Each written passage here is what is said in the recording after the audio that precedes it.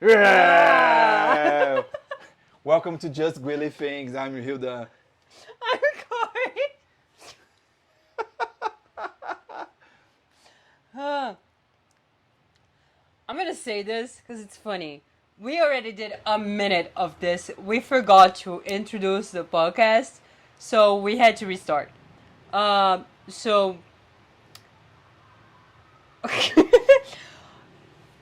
I think we should explain first why we're doing this before we just jump onto the thing, right? Yeah, we could explain everything, but let's try to explain first what we're going to talk about. First, what we're gonna talk about? Sure. Listen, I have ADHD. I have a hyperfocus every week. That's gonna happen. I need people to talk about this, right? So, this week, it's the Mighty Nein.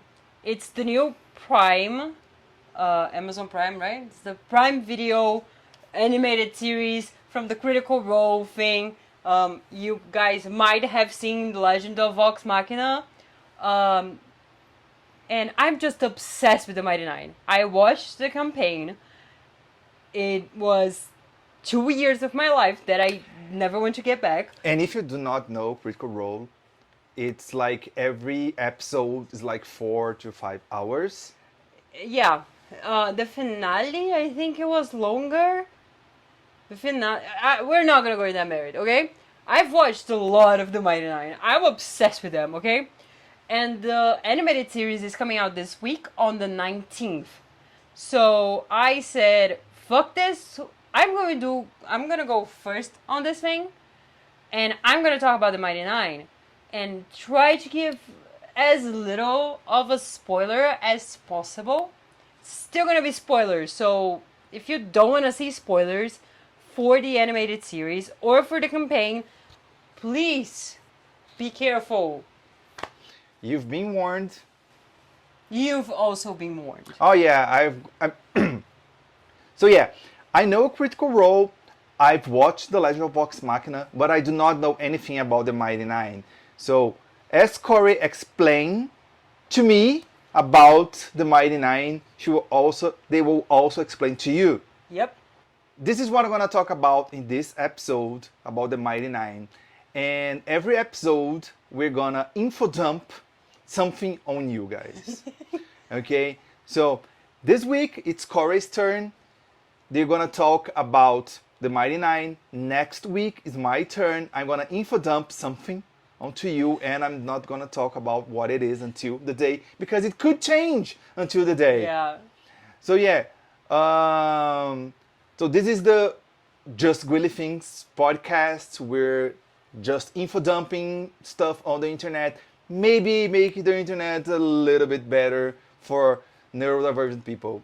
Yep.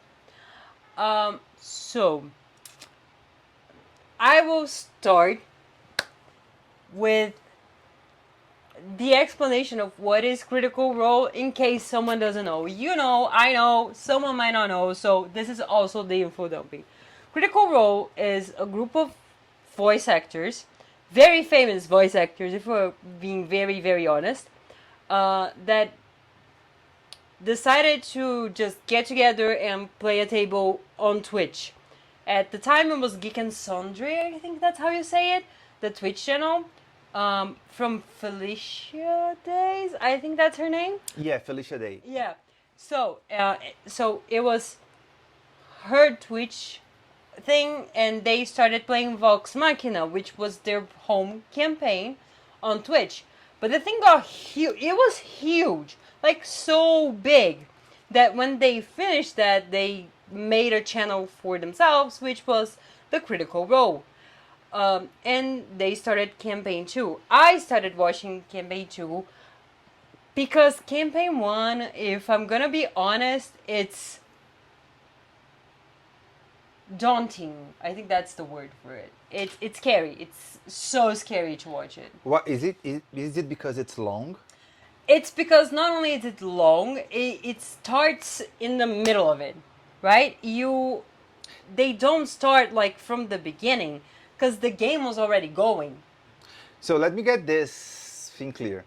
They were already playing a game, and then someone said, "Hey, why don't we stream this thing we are playing?" Yes, exactly. So it's a middle of like they're in the end of an arc of their campaign, right? So you get to the thing and they are in the Underdark going to talk to someone, and they already have like they are already I think level 5 or 6. So they are like high level, Yeah. higher level, right? You start usually with D&D on level 3 because level 3 is when you get most of your abilities. Like you get a subclass. I've always started on level 1. I'm so sorry for you. Yeah, I see that's a problem right now. It's not like a problem, but it's like they so Vox Machina, it's a bit scary because of that. I love the characters. I was obsessed with the animated series, right? We both do cosplay. I cosplayed Vexalia. She's my favorite, and but I couldn't watch it. Also, there is the slight issue of a certain Dragonborn that we don't talk about. We're not gonna talk about. This can be another episode, like on its own. So I didn't watch the first one. I tried many times. Couldn't watch it. The first one, you say the first campaign Yeah, Critical the Role first, streamed. the Vox Machina. The first campaign they ever put out, which was the Vox Machina. I know much of it. I read the comics. I'm reading the books that they're putting out, but I did not watch it. What was the one? Which was the one that we watched together? We watched Exandria Unlimited The Calamity, which is the series that they did about the calamity in Exandria. I also another episode that we're gonna do. I need to talk about a Beer's character all day, every day, all the time. Yeah, I never watched Critical Role before, so we started with Exandria Unlimited because it's a shorter campaign. It was like 5 episodes, 4 episodes. Wasn't it like 8? No. No, 5 or 6. I think it was 4 or 5. 4 the or 5. last episode was like 6 hours. And I remember this. Yeah, we took like a month to watch it, right? Yeah, but I remember specifically we watching the last episode because I have like the watch, like the Apple Watch. You didn't have one at the time. No. But I did have mine. And mine was like, hey, are you okay? Your heart rate is really elevated and you're not doing anything. And I was like full on bawling, crying. Oh yeah, It was if someone awful. doesn't know, this watch warns you if your heart rate goes up and it thinks you're not exercising. So if you're not exercising, your heart rate goes up, it might be something, right, really serious. So it warns you like, hey, are you okay? And it was just like watching D&D campaign. Was not even animation or anything. It was just like a bunch of nerds playing D&D. Yeah, it was so good. It was so good. So yeah, we watched Calamity. It is like talking in timelines. It is way before anything they ever did. It's like big. It's the age of Arcanum. It's this magical age where like wizards do everything and blah blah blah. So every world, every campaign is in the same world? The first 3, yes. The 4th one that's coming out right now, no. So the Mighty Nein, It's Exandria Unlimited, and the Vox Machina are all in the same world? oh, it's the main campaigns, which are it's Vox Machina, which is the first one, and then we have the Mighty Nein, which is the second one, and we have Bell's Hells, which is the third one that I'm currently watching because I'm very late on that. So those are the 3 campaigns. And then you have the Exandria Unlimited. I forget about the name of them, but you have like a bunch of other episodes that are from the Exandria Unlimited, which are all in the same like canon, same universe. And now we have campaign 4 that I don't know the name of. don't remember seeing it anywhere. But Campaign 4, it's in a separate, like, it's in another world that was made by Brendan Lee Mulligan, which was the DM that we watched in Calamity. It's Brandon, right? Brendan, yeah. So Brandon was the DM for Calamity. Calamity. And Vox Machina was Mercer? It was Mercer, yeah. Dan Mercer. All three of them, like Vox Machina, Mighty Nein, and Bell's House, were all Mercer. So I think that's like a good explanation of what Critical Role is. I'm gonna explain to you guys now what the Mighty Nein is, because I've been talking around it and not saying anything about it, right? So, Mighty Nein was the first campaign that they had, like, they stream it from the start in their channel. It was magical, right? I started watching it during the pandemic, like many people did. I started watching it in 2020, so it was, like, bad. The word was bad. And because it's such a long episode, it takes a lot of your day. So it was very good for that. It was very good for that. It's what got me into D&D. I'm not gonna say I hate, but I don't enjoy high fantasy things. Like, you know, like medieval type of things. I don't enjoy dragons that much. Preposterous. Oh my god, that's an offense here. How can someone not like dragons? This is like... It is absurd, I know. I'm very sorry, baby. So, I get you're not a Lord of the Rings fan? I watched The Hobbit. I really enjoy The Hobbit. But it's mostly because of the actors. Like Lee Pace and Martin Freeman and Benedict Cumberbatch. I have ADHD. I am obsessed with something. I'm obsessed, like, not with the... If I'm obsessed with something, I sometimes get that obsession for the actors too. And I really liked Sherlock, that BBC series. So I really enjoyed Benedict Cumberbatch and Martin Freeman, which are John and Sherlock from that series. So I was watching everything that they were doing. And Hobbit came out at that time. I really liked the... What did they play? Martin Freeman is, oh my god, Bilbo. And Benedict is Smaug. He was the motion captain, like, he was the person who they animated, you know? Yes. Yeah, I forgot the name of that. Motion captured, motion tracking, motion... Yeah, they're both right. Yes. It's that. Yeah, that, and he was also the voice of Smaug. I watched that movie and I Which had is a the lot of dragon. fun. Yeah, the dragon. And Lee Pace was Thranduil, the Elf King. Oh yeah, Thranduil. Yeah. Yeah. Yeah. And Thranduil is actually on my cosplay plan list, which might never be done because I don't think I can. I don't have the skill to pull that off. I think... I mean, I'm fabulous, don't get me wrong.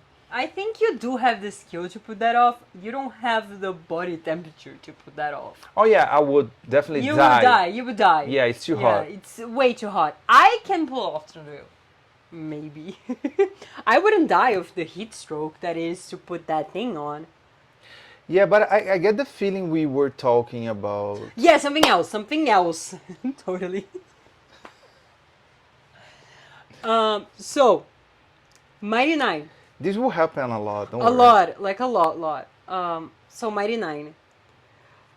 The Mighty Nein was the first thing that actually got me into the high fantasy thing, and got me to play D&D. So I play D&D, I have characters, I want to talk about them at some other point. And it also got me very much obsessed with the voice actors that I actually never heard of. I didn't know who Matt Mercer was. I did not know who Laura Bailey was. I did not know who Liam O'Brien was. I had no idea. Because I was so obsessed with, like, actual real life people, like actors. I watched a lot of things live action. Yeah, I knew Matt Mercer because of Overwatch, because he's the voice actor of Cassidy. This is the guy with the pistol who says it's high noon, Oh yeah. which anyone that has ever played Overwatch hates, right? Because you hear the it's high noon, it's like okay, I'm dead, fuck. So every time I was watching Critical Role and Mercer said something, I was like, damn it, Cassidy. Because yeah, you get killed so many times until you develop Yeah. resentment. Yeah. So yeah, I figured out who those voice actors were, and it was kind of funny. This is another tangent that I'm gonna go on right now. I'm also obsessed with Batman. This is gonna be a whole other episode, I promise. I'm obsessed with Batman, and while I was obsessed with Mighty Nein, the Super Sons animated movie. Super Sons is it's the son of Batman and the son of Superman. So it's John and Damian, which again another episode, another time. But the funny thing about this, why I'm bringing this up, is Travis Willingham and Laura Bailey are Superman and Lois Lane on that movie, and it was very fun. The only reason why, one of the reasons why I wanted to watch that movie was because of them. The other one is because it's Damien, and I'm obsessed with Which Damien. movie? The Super Sons. We watched it. Oh yeah, the animated movie. Yeah, the animated movie with yeah, John. yeah. Everything about DC is better at animation universe. Yes. DC animation is really good. It's really, really good. We're talking about the voice actors. That's why they went on this tangent talking about Batman, because one of the voice actors there are in Batman. Both of the voice actors, the Superman and Lois Lane, are both in the Mighty Nein. We're gonna go through that. Let's now. I think it's. So the voice actors in Mighty Nein also played Superman and Lois. Yes, it's Laura Bailey and Travis Willingham, which they are Jester and Ford. I'm gonna show you guys the characters. We were supposed to have like a physical thing that we can put on the wall. That's why we have a wall right here. That's not the only reason we have a wall, right? The wall was there. The wall, I just because it would be awkward to not do anything about the wall. Yeah, baby, it's a wall. Don't worry. I guess it's a wall. Yeah. But today we don't have that, so you guys are gonna have to use imagination, and you're gonna have to use editing. Through the power of editing, fireworks. I would not put the fireworks. Don't worry. You didn't watch them. It's fine. That reminded me of Dan and Phil, because Phil paid the money for the effects on the Mac thingy, the iVideo. Oh yeah, the iMovie app? iMovie, yeah, the iMovie app. So you have to pay for the fireworks, and then he did pay for the fireworks like ages ago. So whenever he can, He uses fireworks. Uses fireworks. So it doesn't go to waste. It's just funny. Anyway, let's start. I'm gonna start introducing the characters. So I'm gonna show him and you guys through this magic of editing. I think it's better than me showing the iPad. No, you show the iPad, so when I'm editing, it actually makes it okay, easier for okay. me to Okay, put okay, the same okay. image. I'm gonna set. You have the image. Okay, whatever. Let's start then with. I'm gonna start showing you the characters. It's gonna be by alphabetical order. Is that what it's called? Yeah. So I'm gonna show you the concept art, not the concept art. Yeah, concept art. The character art for the campaign, like their first art, the artwork that they are using for the animated series, and the character they were in the Vox Machina. So we can have like a visual of everyone. So let's start by the one that I want to cosplay. Beauregard Lionette. This is Bo. Okay. She Mm. she's a monk. She's a human monk. Way of the. It's a human woman. She's wearing a crop top, I guess. That's the best way of describing it. Like it has 3/4 sleeves. She's also using. She also has like navy bandages around her fist and arms, right? Mm. And one of her hands she has a jade bracelet. She's also wearing a jade necklace. Um, her hair is up on like a bun and it's tied Oh, with. she has Oh yeah, she the has side thing. side shave, side cuts, I think it's undercuts. side undercut, side cuts, I don't know. I don't know the name of that. I'm very sorry. I will. and the long staff on her back. Yes, and it's all very blue, and it has like a kind of an ombrage, like green water, green, just green, like light Yeah, like green. you said, you wanted to cosplay this one. Yes, Why? this one, cause it's easier. So it's just like why it's easier. So, as you guys will see, as you will see too, um, as we go on, Bo is. We have two humans on this campaign. One is Bo, the other one is Caleb. They are Okay. the only humans. And in the year of our Lord 2025, I'm not gonna paint myself blue, green, or cosplay an Asimar. I'm very sorry. I'm not as big as Yasha. I will not be cosplaying Yasha. Bo is not that strong, but she's dexterous and she has abs. I don't think I'm gonna get abs at any point unless I'm severely dehydrated and in a very good shape. But I think I can do something that is close. I think I look close enough to Bo to cosplay her. Okay. Okay? So yeah, um, this is Bo. This is Bo in how we were introduced to her in the campaign. Sure. So Bo was very controversial when she came out Why? because Marisha is white. Bo is not white. Okay, so the player is white. Yeah, the player is white. So Marisha. the player, the woman that's playing the character Yeah, is she's white. white. She's white. On a D&D campaign. Yes. And she made a character that it's a human monk, Yes. and it's She's. not white on a fictional world. Yep. And People some people hated her for that. I know. Yeah, that sounds just a little bit weird. She was also hated on because of Kiliv. Keyleth, Yeah, the Kiliv. druid, The druid. the best character in Vox Machina. Why?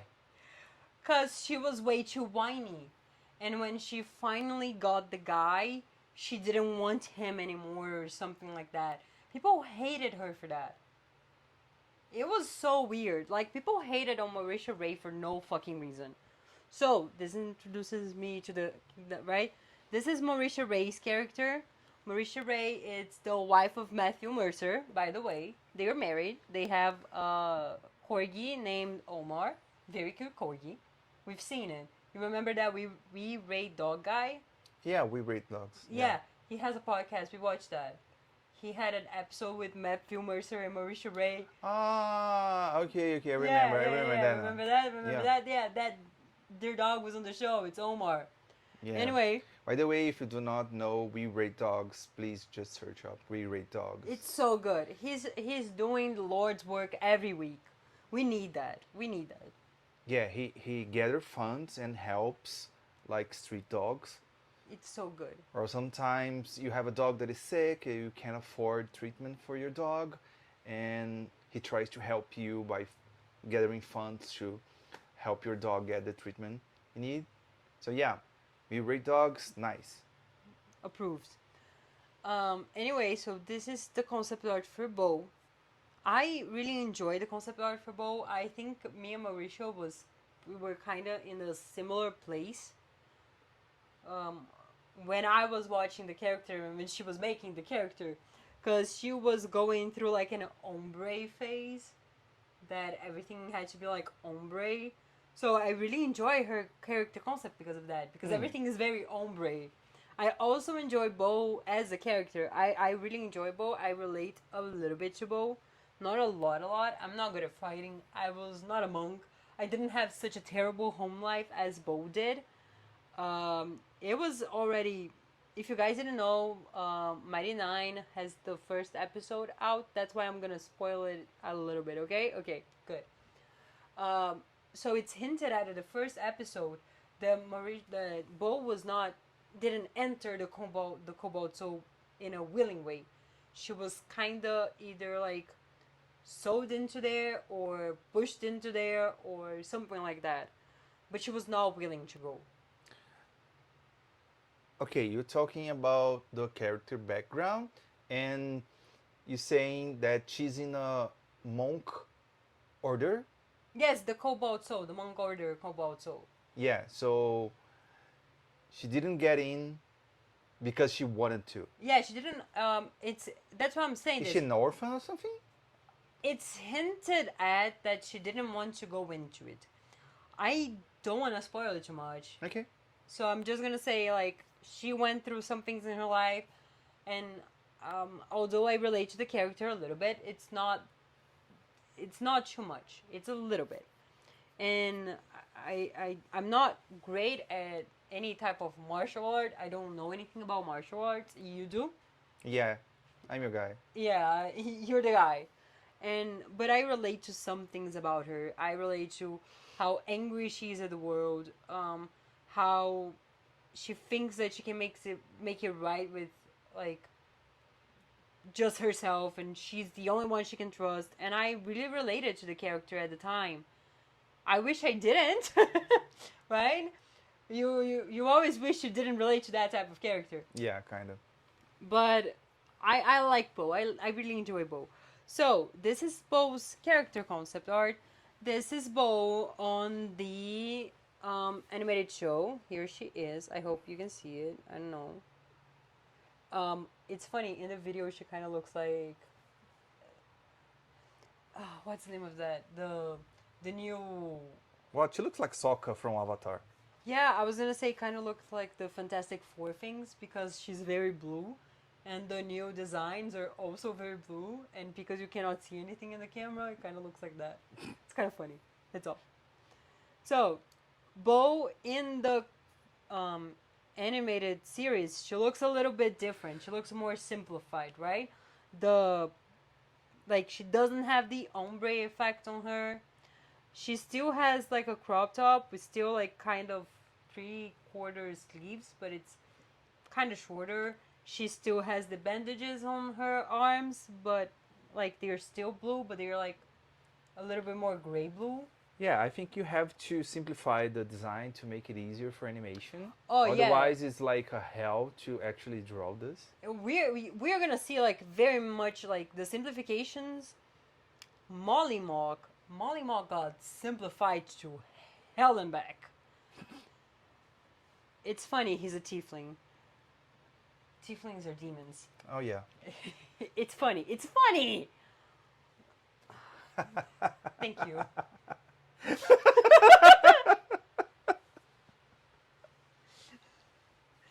Anyway, she still has like the jade necklace that she was wearing on the concept So art. wait, her name is Bo. Her like name is B- Beauregard. Beau. Her name is Beauregard, but it's Beau. Yeah, it's really funny to me because Bo in Japanese means staff. Oh yeah, that's right. That is so funny. Her weapon of choice is a staff. It's always been a staff. She also does pop up. Punch? Yeah, but it's pop up. What the hell? It's pop up, baby. It's just what she says. She says pop up whenever she does things. She just goes pop up. The funny thing is, Liam O'Brien, which is Caleb, it's the next one I'm going to show you guys. Anyway, he said beside Marisha every day, like every time they were playing, Marisha punched him like a lot. during the show. She did it so many times. It's so funny. Okay, okay. Anyway, and this is Keyleth. That's what she was playing on the Vox Machina. She's a little tiny half elf. While Beauregard is like human.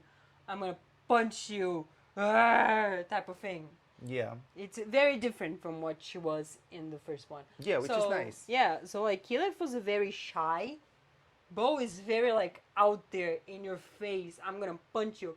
I remember telling you, oh yeah, no, that's Keyleth's like it's the same voice actors as Keyleth, and you were like, what? She doesn't even sound the same. She doesn't sound the same. Keyleth had like a really high pitched voice.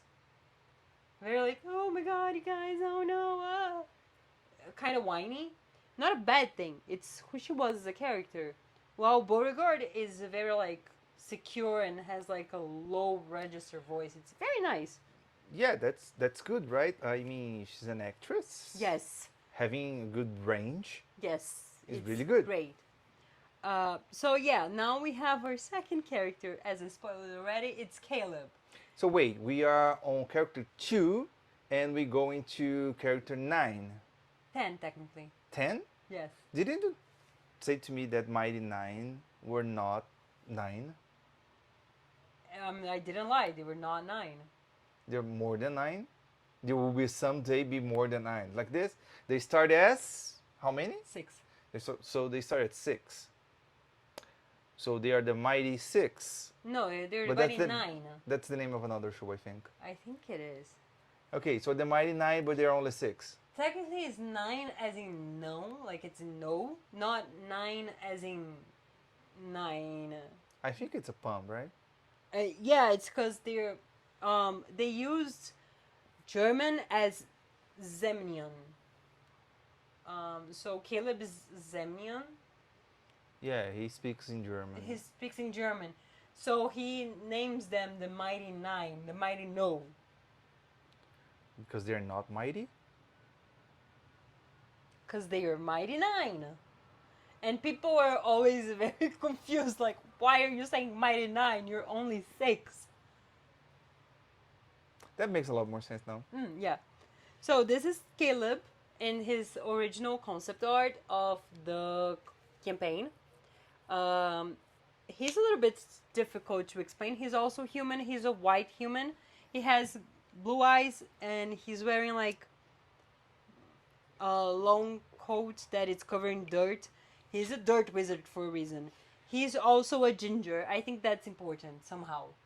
And in this... He doesn't look like a wizard because we always think of wizards in robes and he wears like a coat.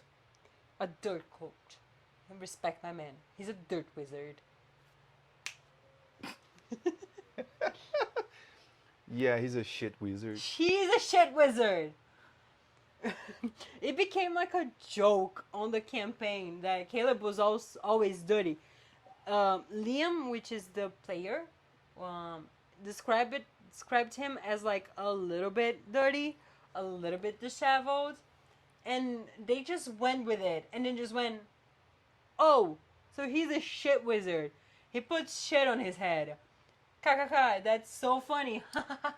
Yeah, and then they put that on the animated They put show. that in the animated show. Watch like the episode. first episode It's- and he actually falls head first into like a cart of shit. It's so funny. So and when he gets up, he was Just like, goes, and then he's like spreads the shit as It's it's his like head. hair cream. Like it's it was like disgusting. oh It's so good. damn, that must stink a lot.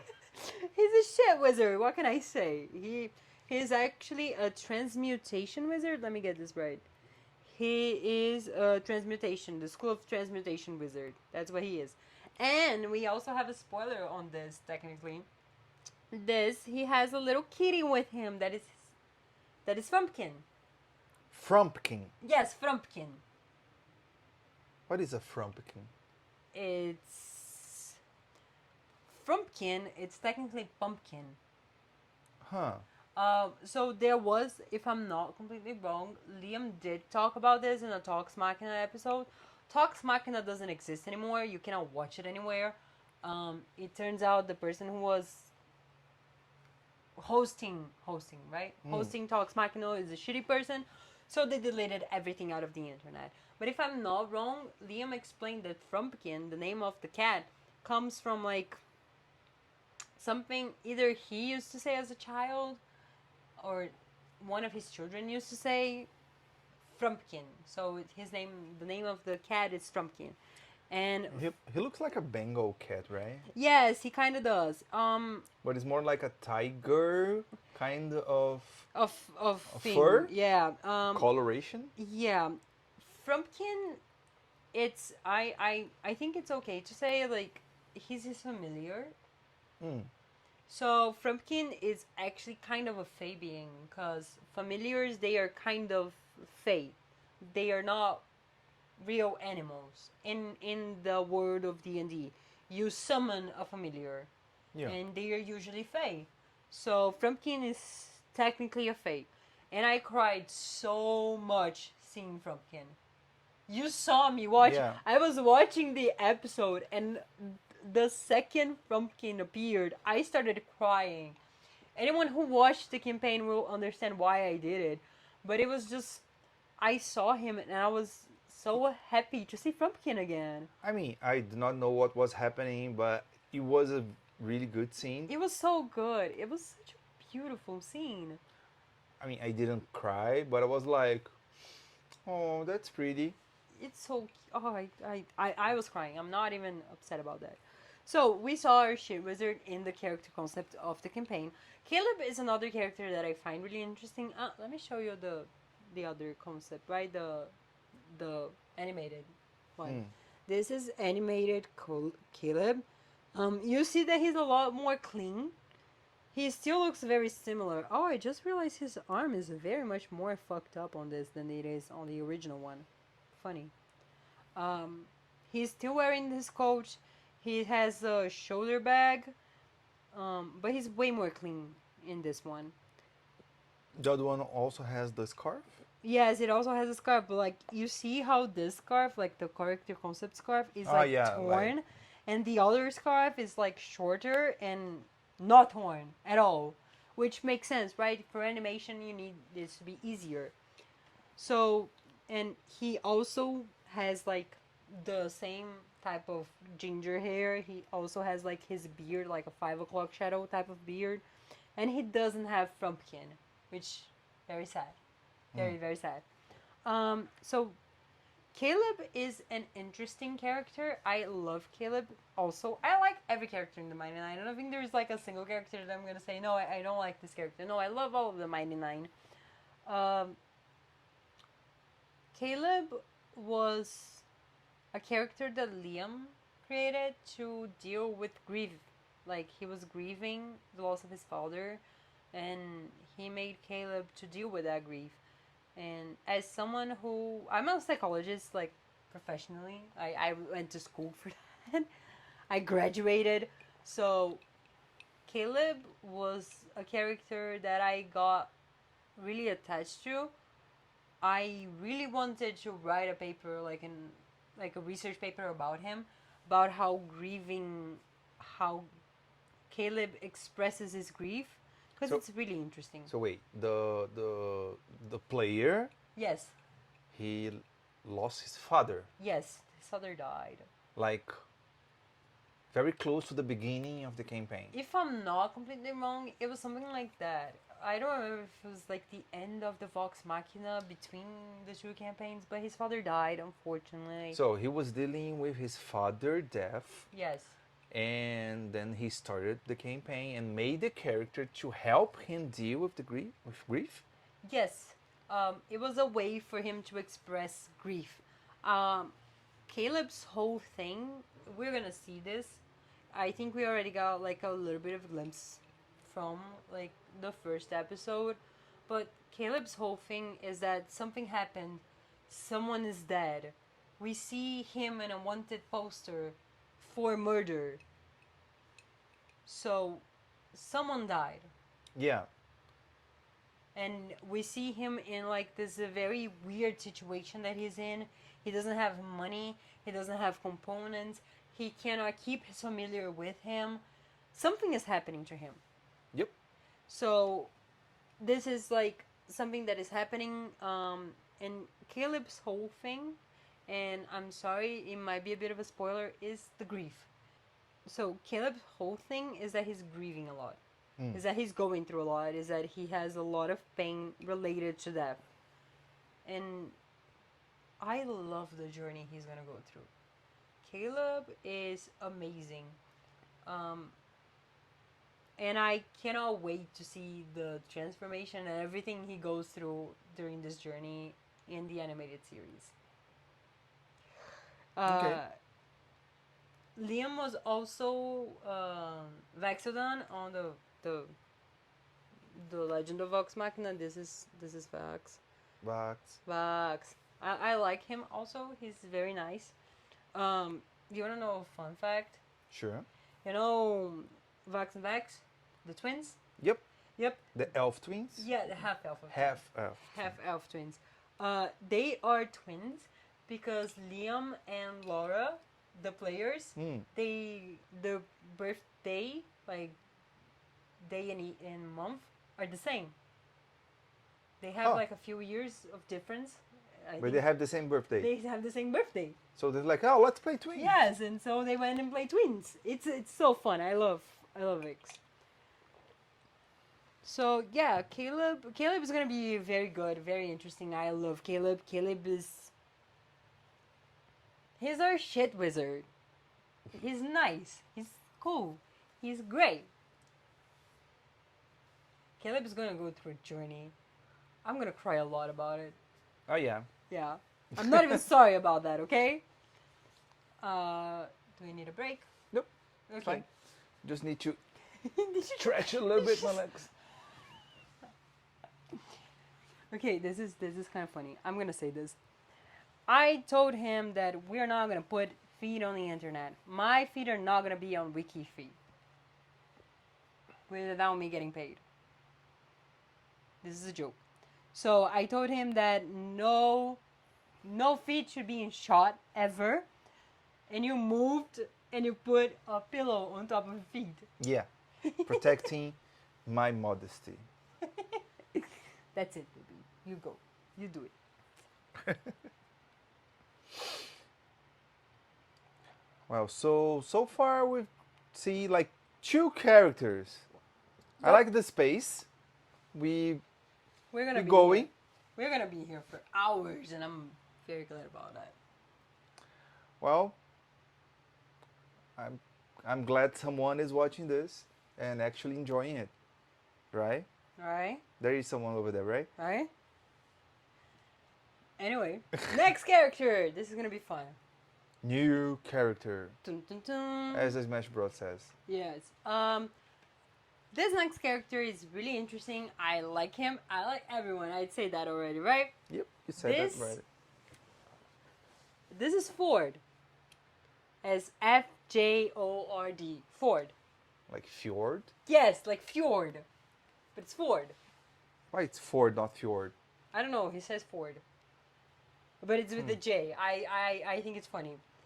This is gonna be interesting. I'm gonna show all 3 characters first before I talk about it. So Ford, he is half orc. So he has green skin, but it's like an ombre of like dark green to lighter green. He's wearing leather armor, right? He has a sword on his back that has like a gem, and he has like some, Is that leather armor? yeah, that's leather armor. So very he's beat up. he's a warrior?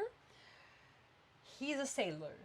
Sailor. He doesn't look like it, right? Is sailor a class? No, he's a sailor as like a professional. He's a background sailor. He is a warlock. Do you know what a warlock is, baby? Sure. You can just say no, it's okay. No, it depends. I've played World of Warcraft and there were warlocks there. What was? I'm actually interested. I know nothing about World of Warcraft. In World of Warcraft, warlocks are just like wizards, but they have like necromancy or something like that. No. Not necromancy, more like different magic. Like wizard, like elemental magic, like fire, ice. And warlocks have different magic. I never played in warlock, so I do not remember. There's been quite a few years since I stopped playing World of Warcraft. So in D&D we have classes that are full casters, right? We have full casters, half casters, and non-casters. The non-caster classes are ones that we are more familiar with, usually, which is the fighter, Yep.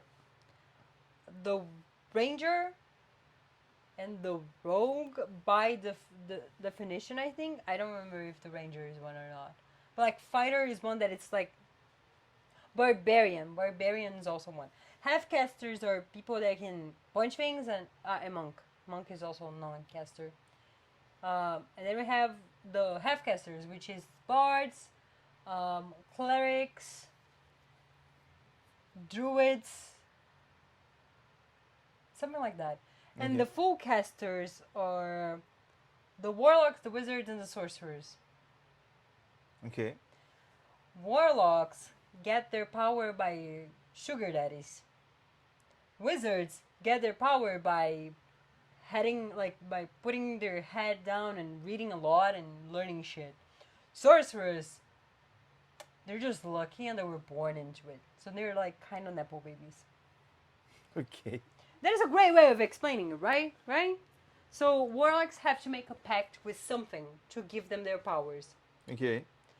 While the wizards learned that, they went to school for that. So Caleb went to school to be a wizard. Ford made a pact with something. Okay. So that's how he gets his powers. And we're gonna hear him saying Eldritch Blast like a whole lot. It's funny, on the Critical Role like wiki page, we have a kitty. Hey kitty. On the Critical Role wiki page, Ford's quote on top of his page is Eldritch Blast. Because he says it a lot. Eldritch Blast is a cantrip that warlocks have. Ah, okay. And they use it a fucking lot because they don't have access to that many spell slots or anything like that. So they need Eldritch Blast. So it's just like a fighter saying like punch. Kinda. Punch. Kinda. Yeah. Okay. Honey, no. Come here, kitty. This is Ophil, by the way. Hey, one of our sons came. He came, he's here. Damien also was here. Damien was the first kitty that came. Come here. He's a bit agitated right now. Anyway, so this is Ford. We have Ford right now. This is animated series Ford. You can see he has a little bit of a difference. Like while the first Ford he was muscly, sure, but he was less muscly than this Ford. This Ford looks bigger. And this guy's a full caster. Nah. He looks like he's gonna punch, right? He looks like he's gonna And punch, he had a right? sword. He has a sword. He is. I'm gonna spoil that maybe a little bit. He is a Pact of the Blade, a Hex Blade warlock. So basically, what that means is, bitch made a pact with something and got a shiny sword out of it. What? Yeah. It is on the trailer. That's why I'm saying this. If you watch the trailer for the Mighty Nein, you see Ford with a weapon that appears out of nowhere. It's his sword. He made a pact with something, and that something gave him a sword. Okay. So does this sword count as magic? I don't remember actually. Is it a magic sword? It is a sword. It is a weapon, and he either strikes with that or said Eldritch Blast. Well, he's also very strong, but I mean, He's very strong, yeah. He's an orc, so it's He's expected. a half orc. But you see something interesting about Ford? He doesn't have any teethies coming out of his mouth. Usually half orcs have like... Yes, they do have teethies coming out of his mouth, of their mouths. Ford, files them down. But they grow up, back They up. grow back. Oh, He just like files the them down. the Hellboy. Yes, just like Hellboy, yeah. So that is an interesting thing about Ford. Now I'm gonna show you who Travis Willingham used to play. It is, of course, our man Grog, Oh yeah, the Barbarian. the Barbarian. Yes. So So this guy is consistent, right? Big guy, big guy. big guy, big guy. You're gonna love his third character. You're gonna love his third campaign character, baby. It's gonna be so good. So Ford, as I said, he's a warlock now. Like Travis Willingham did a warlock. During the first campaign, he said, loud and clear for everyone to hear, I am never gonna do D&D romance. Fuck that shit. I'm gonna be me and my beard and nobody's gonna get me. Cause I don't wanna do that shit. Okay. His wife went, bet. So she did a character to like, it's not just for that, but like, his character was like, he went, I'm gonna romance the hell out of you, Mr. Willingham. You're gonna see it. So there's this like underlying thing between them. It's so funny. It's very funny. So yeah, Ford has like his own journey that he goes through. It's he's so sleepy. He's so cute. Hi, honey. Um, he is interesting in a sense of he has a lot of trauma. One thing that I will note, this is something I realized just now today when I was getting the pictures. Ford had scars. He had an X card on top of his eye and a scar on the top of his lip. Okay. That does not exist in the animated series. Huh. So he doesn't have them. I don't know why. But it's a choice. Yeah. And I'm okay with that choice. I most times I forget about Ford having a scar. Maybe it wasn't that important to the story. Maybe it wasn't. But as I said, Ford is a sailor. He's a sailor by profession. He's a warlock sailor. And so he's gonna be an interesting character to keep an eye out. He I don't want to spoil too much. That's the problem. I want to talk about Ford as like a later on character, and he's so good. He's so good. I mean, just a few weeks we're gonna get there. Oh no, no, we're not. It's just a few weeks, maybe 50 weeks, maybe 100 weeks. That means if you're not good at knowing things, that means like maybe 1 to 2 years. That's what he means. By I mean, 50 to 100 weeks. Everyone knows that a year has 52 weeks because of the cards, right? You have 4 knights. Did you say knights? Oh my god. 4 symbols? I don't know. Nope. What's the name of that? Oh, Jesus. Okay, let's just forget about the cards. Why? Nobody knows that. I don't think that that's common knowledge. That the year and the cards are related because you have like the 4 seasons and the 4 symbols and the cards. Yeah, you have. Why you have 4 seasons? Because you have 13 months, although you have only 12. You have 13 months because you have 13 moon cycles, which are actually the month. So the cards are based on the moon cycle. That's why we have 13 cards and we have 4 seasons, because each season has 13 weeks. You can do an episode on that. No, it's really. It's not common knowledge, baby. Of course it is. It is not. I did not know that. What? I told you that before. Did you?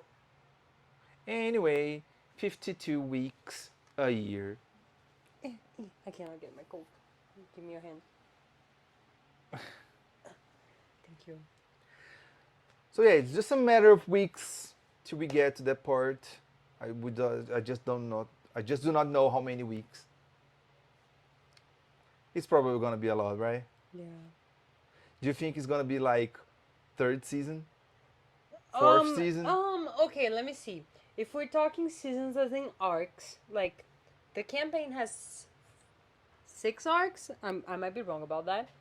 But Ford's, I think Ford is like one of the first ones that go through his things. So it might be second, third season. Okay, so like 2 years, 3 years, probably. Okay. Hopefully less. Anyway. I mean, it would take me that long to watch the Critical Role campaign anyway, so I'm gonna wait for the animation. Absurd. That's absurd, baby. Anyway, so that's Ford. I'm not gonna say a lot about Ford. I don't want to spoil anyone. Sure, let's go. After Ford, which is funny because I'm doing this name based, okay? This is Jester. She is literally my favorite character ever. Show the I'm picture. gonna show them the picture now. She's a tiefling. She's a blue tiefling girl. She has horns, like ram horns. Oh yeah. Funny thing about Jester, Jester is the main reason that I've known Critical Role, because no, I've known Critical Role before, but it was like, oh yeah, that thing that exists there. But then I saw a cosplayer in real life of Jester, and I was like, are you cosplaying like a D&D character from some crazy people on the internet? And You're cosplaying so yeah, nice. It was a really good cosplay, and the girl Is actually it- painted herself blue. Is it the... What? What is her name? I think it was G. Okay, no, it's because we have one, like... No. It's another person. This is from Okay. another city actually. Oh, okay. So yeah, I see like, huh? I think I know that. Like, oh, that's from Critical Role. Oh, wow! People actually cosplay that. Nowadays, it's really common. A lot of people cosplay Critical Role characters. Yes, I love Jester. Jester is the chaotic being on me. I'm not gonna lie. I feel as chaotic as Jester. I said before, I relate to Bo into like some extent. I relate to Jester a lot more. Like a lot more, which is funny. Jester is such a good character. She sees everything in the most positive light possible. She's a chaotic being. She is so cute. She's full of happiness, and she loves pastries, and she puts dicks everywhere because it's funny. Jester is also a cleric. Cleric means that she gets her Wait, powers like... she's a tiefling cleric. Yes. So she follows a god and has her powers from that god. Exactly. She follows the Traveler. We actually met the Traveler already in Vox Machina. The god? Yes. Huh. It's so good. So, the Traveler's symbol, like holy symbol, is a like archway, like a door. So, and it's so amazing the relationship the Jester has with her god. It's just funny. She's chaotic, she's impulsive, she's everything that it's good in this world. There's no other way of saying this. This is Jester on the TV show. You can see that her design is way She's simpler. very, very cute. But she's so cute. We already saw like on the opening, I think. She fights with a lollipop. Oh yeah, she fights with a lollipop. Like, it feels like she's holding a big hammer. Oh no, it's a lollipop. It's literally a giant lollipop. Is that made of sugar? It's made of divine energy. There's a spell called Spiritual Weapon. Okay. It makes up a weapon of divine thing, right? Of divine energy. And this weapon has the shape that you want it to have. So it can be literally anything. I was watching right now an episode of campaign 3, and we have 2 clerics on that campaign right now in this moment, and they both summon spiritual weapons, and one of the spiritual weapons was a diva cup, the period cup, Ah, okay. and the other one I think it was like a aerosol, like a pest control thing, you know, like a bygone or something like that. Okay, like a spray can. Yeah, like a spray can of bug repellent. Yeah. So it can be literally anything you want. So she usually just said something, and Matthew Mercer just had to find it inside of his mini collection that he has to be that spiritual weapon. But most days was a lollipop. So yeah. So it's a hammer. It's a lollipop! Is it sweet? You cannot taste it. So it's a hammer. It's technically not, because you cannot touch it. You cannot touch it? Yes, he can touch you. You cannot touch it. Spiritual feels- weapon doesn't that- need to that- be. You don't need to hold it. That feels kind of fair. It is, right? Anyway, Jester is my baby. I love Jester, and I love that Laura Bailey also loves Jester. She just, if you go to the Critical Role or the Vox Machina Instagram, you will see an interview that she did, and she called Jester, like she said, Jester is the heart of me. Now that I know that she's inside of me, she's my heart. And it's exactly that. That's how I feel about Jester. So it's Laura Bailey. Yes, it's Laura Bailey. It's our dearly, my beloved Vexalia. I love her. I dream of her. She's amazing. I think it's funny because when she did Vexalia, she went to Matt and said, I want to be a hot half elf. How do I do that? What points do I need to put where?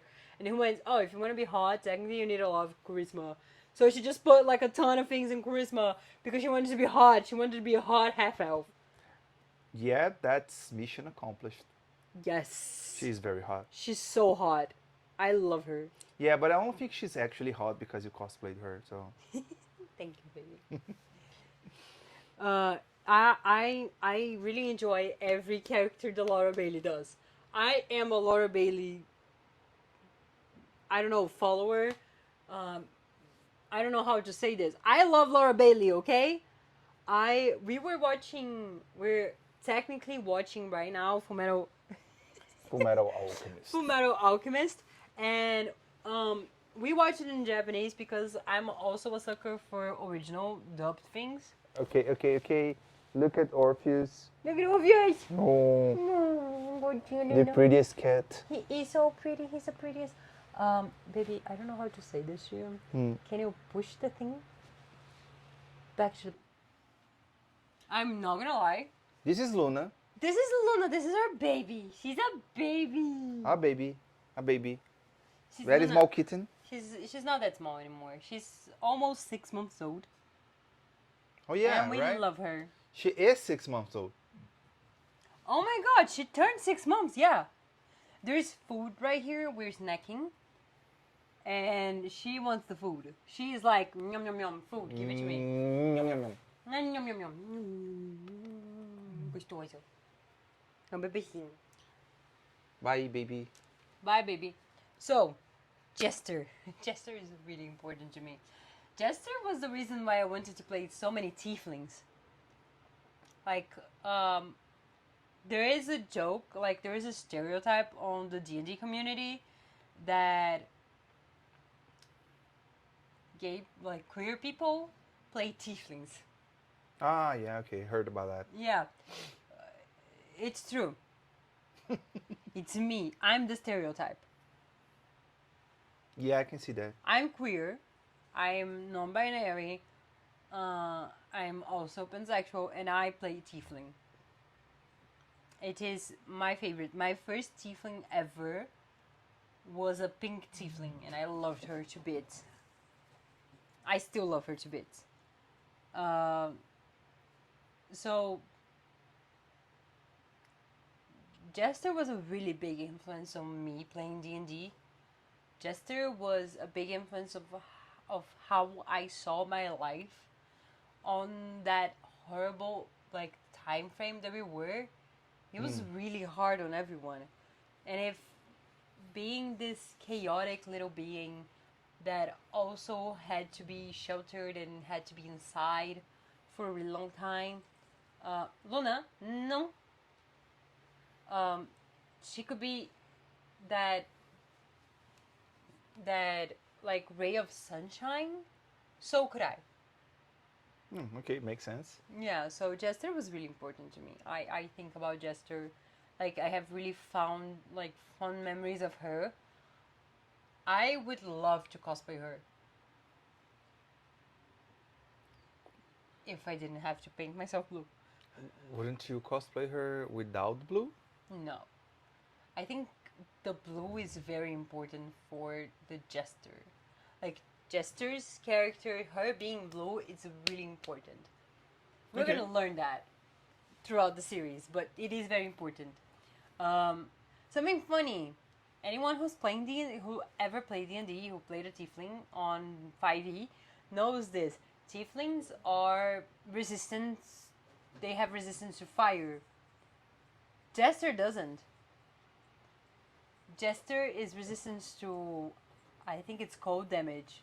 So just letting you know that, like this little snippet of things. Okay, I guess. I don't know. So yeah, It will probably be important. Let's go back to exactly this spot when it is. I'm gonna in like a year, maybe less, maybe more. When it happens, you can all come here and say, "Oh, look, someone said it was important. It is important." But I'm gonna spoil like this just a tiny little bit because I need to talk about this too. This week on Beacon, which is the Critical Role streaming service, they release. I'm gonna say this because this is really important to me. I need to talk about this too. Ford and Jester's wedding. A what? The one shot of Ford and Jester's wedding. So Okay, so the character. Oh yeah, you I told me that you before. about Yeah, this. I remember there was like two characters from the Critical Role campaign were getting married, and then they did the rings. Yes, they did the rings. Yeah, they actually did the rings. They exchanged rings and everything on the stage. It was so cute. And it was so cute seeing the journey that was not only for Jester and Ford as characters, but to Laura Bailey and Travis as a couple. Because Travis said that like he wouldn't do romance on D&D, and not only did he do romance on D&D, he did romance on D&D to his wife. I mean, it's easier, right? I mean, they fell in love all over again, right? Also, something also very funny, Laura Bailey was actually pregnant Huh. when they were playing Campaign 2. So in the beginning of Campaign 2, you have pregnant Laura Bailey. So at some point during the campaign, like in the beginning of the campaign, they had to leave because Laura Bailey had Ronan, I think that's his name, the son. Ah, okay. Their son, like they have a son. I think his name is Ronan. He's 6, 7 years old, 5 years old. I don't know how old that guy, like the boy is, but he's so cute. He's so cute. So cute. It was very important. Also, it's kind of funny because Laura's character, like Vex, gets together with Percy on the first campaign. Oh yeah. Yeah, right? They also have a wedding. Hmm. So someone was joking that Laura not only wants to romance every everyone in the table, she also wants to have a wedding for every campaign. So in the third campaign would be Marisha Ray. She romanced Marisha Ray's character on the third campaign. It's very fun, very cute. Okay. So this is the thing about Ford and Jester. It's fun, nice, right? We go now for our next character. This is a fandom favorite. This is Molly Mock character concept for character art for the campaign. I'm gonna show you this now. Look at his coat. Oh yeah. I don't know how to explain this. Is he another tiefling? Yeah, he's another tiefling. I don't know how to explain this other than he's a purple tiefling. He has a lot of tattoos. He has a lot of scars. His horns are adorned with a lot of things. And he has this incredible coat that it was the pain for so many cosplayers. It's like talked about how awful it was to try to get the design of this coat right. And Molly Mock is a difficult character to talk about. Why is it difficult? Is he like aggressive? He's like problematic? No, he's not. Molly Mock is a sweetheart. Molly Mock, he works in the carnival that we're gonna see in the first episodes of the first season. That I think it was Caleb or Bo, or maybe both of them, who mentioned it in the episode that they. Maybe she wants to go out. Yeah, let's keep going a little bit longer. That they have like a flyer for a carnival that it's in Zadash. That's the city. So, but I'm not sure. But the flyer is there. So in this carnival that they're going to go, that's why they will find Molly Mock. And Molly Mock, it's. Let me start by talking about his class. I think that's important. Molly Mock is a blood hunter. Blood hunter was homebrew that Matthew Mercer actually made for Vin Diesel. Wait. You're saying that his class is called Blood Hunter and it's not in the book. Yeah, it's not in the book. So it's not a class that you can find on the book. So he made it up. Yes, it was originally called Witch Hunter. It was made for Vin Diesel character in a one shot. I think it was called D&Diesel. I could be wrong about that. D&Diesel. And then Vin Diesel was playing D&D with them? Yes. Talk about a random thing, right? That is very, very random. Right. So, so this was a class for Vin Diesel, and as he was rewatching this, he realized that, hey, this class could be something. So he kind of reworked it a little bit, focusing more on the magical aspect of the blood. And it became the Blood Hunter. Okay. The basic premise of the Blood Hunter. Do you need to go get that away from the cats? I'm not sure. Let's just keep going. Okay. The basic concept of the Blood Hunter is that they need blood. Their blood. That's why Molly Mock has so many scars on his chest. Why? What does he use his blood for? Magic. So he is a spellcaster, and his component it's his blood, his own blood. Yeah, he's a half caster, kinda. The main thing about the Blood Hunters is that they kind of enhance their physical strikes. Like he has a sword, obviously, that he uses to strike people, and he strikes himself with the sword. The blood catches on fire or some shit. And so he can hack people with that. And okay. Oh, God. And then, okay, We have our another kid. final pet. This is Haruka. She's our German Shepherd. Take off your iPad. I'm going to take out the iPad. She's searching for something. What? I'm not sure. She's searching for the ball. Ah, yeah, she might be Come here, searching for the come ball. here. Haruka. Can you jump up? Maybe Okay, not jump let's up. see. Let's do this. Yeah, maybe. Luna. Jesus. Cows. Yeah. Can you come here? Can you come up? Haruka. Come up. Yeah. No, hi, honey. Okay. Let's just keep going. Yep, let's just keep going. It's chaotic, it's good enough. So they have to draw their blood to get this. But to draw their blood, they're hurting themselves. Oh. Oh. Okay. Okay. Ah. Come here, doggy. Calm down. You're gonna fall. You're gonna You're fall. gonna fall. Okay, so if anyone is watching this, we have a dog on the couch, and she wants to play. As you can see, it's a German Shepherd. So it's our German Shepherd dog called Haruka Valentina. Haruka Valentina. Valentina, mamãe. And now she will be briefly a part of the episode because she needs to bite the rope. And that's it.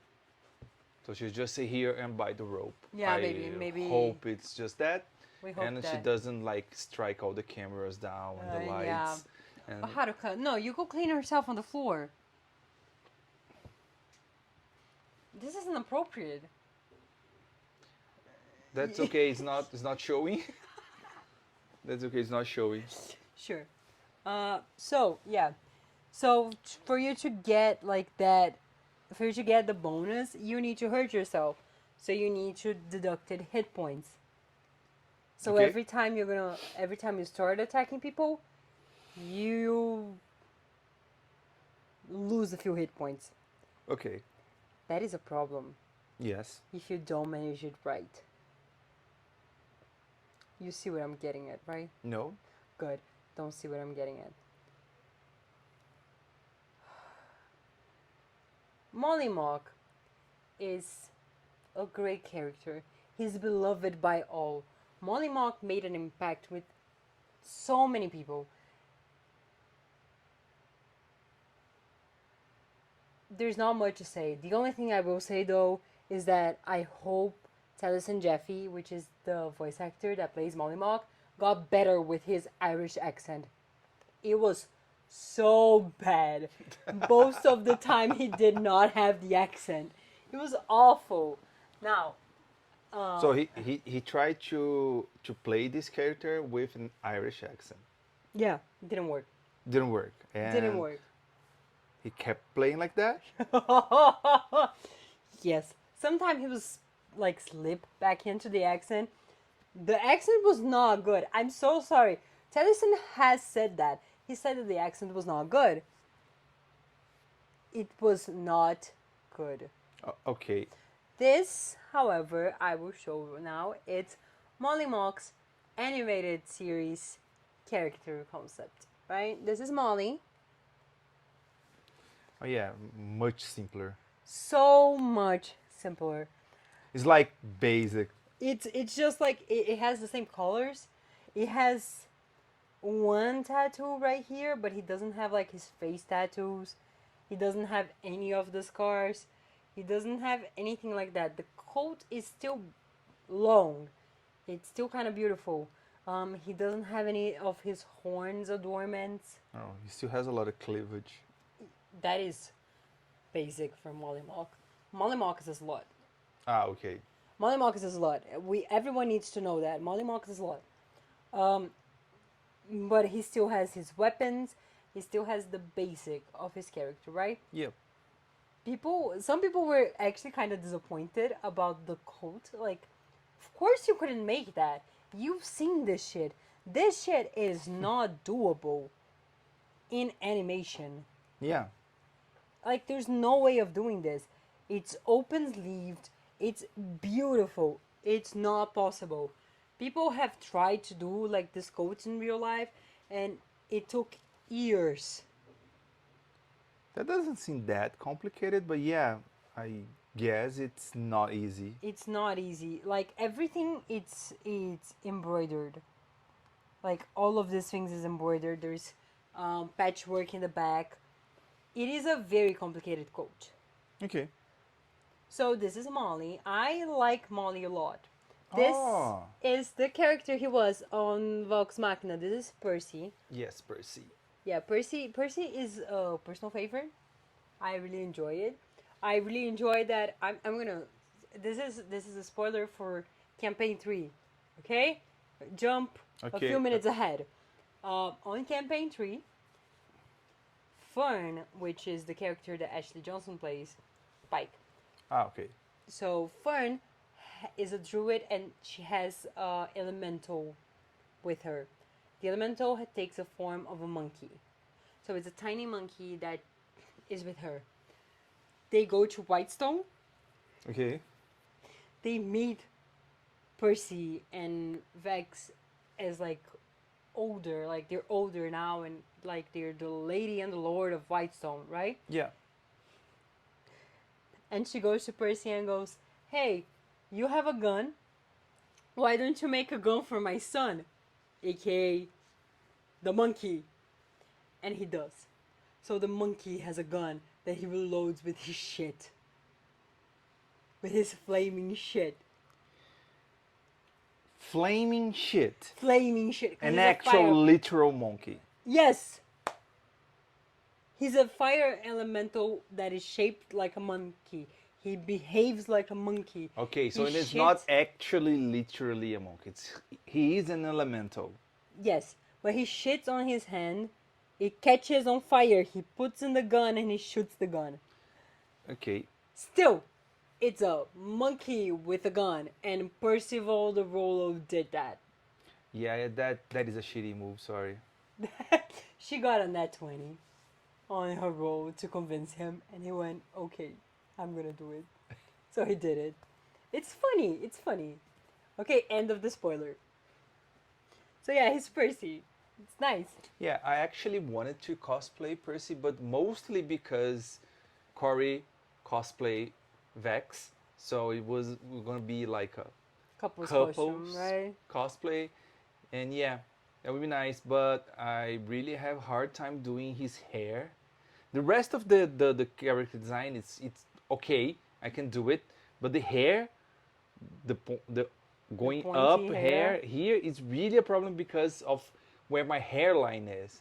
Yeah, you have like a hairline. Yeah, my Your forehead's kind my of forehead small. is kind of small. You have so, a 3 head. You don't have a 4 head. so it's 3 and like a half head. 3.5, not a forehead. Yeah, I love this person. You can see that. So yeah, I have a really hard time with characters that have hair up in front.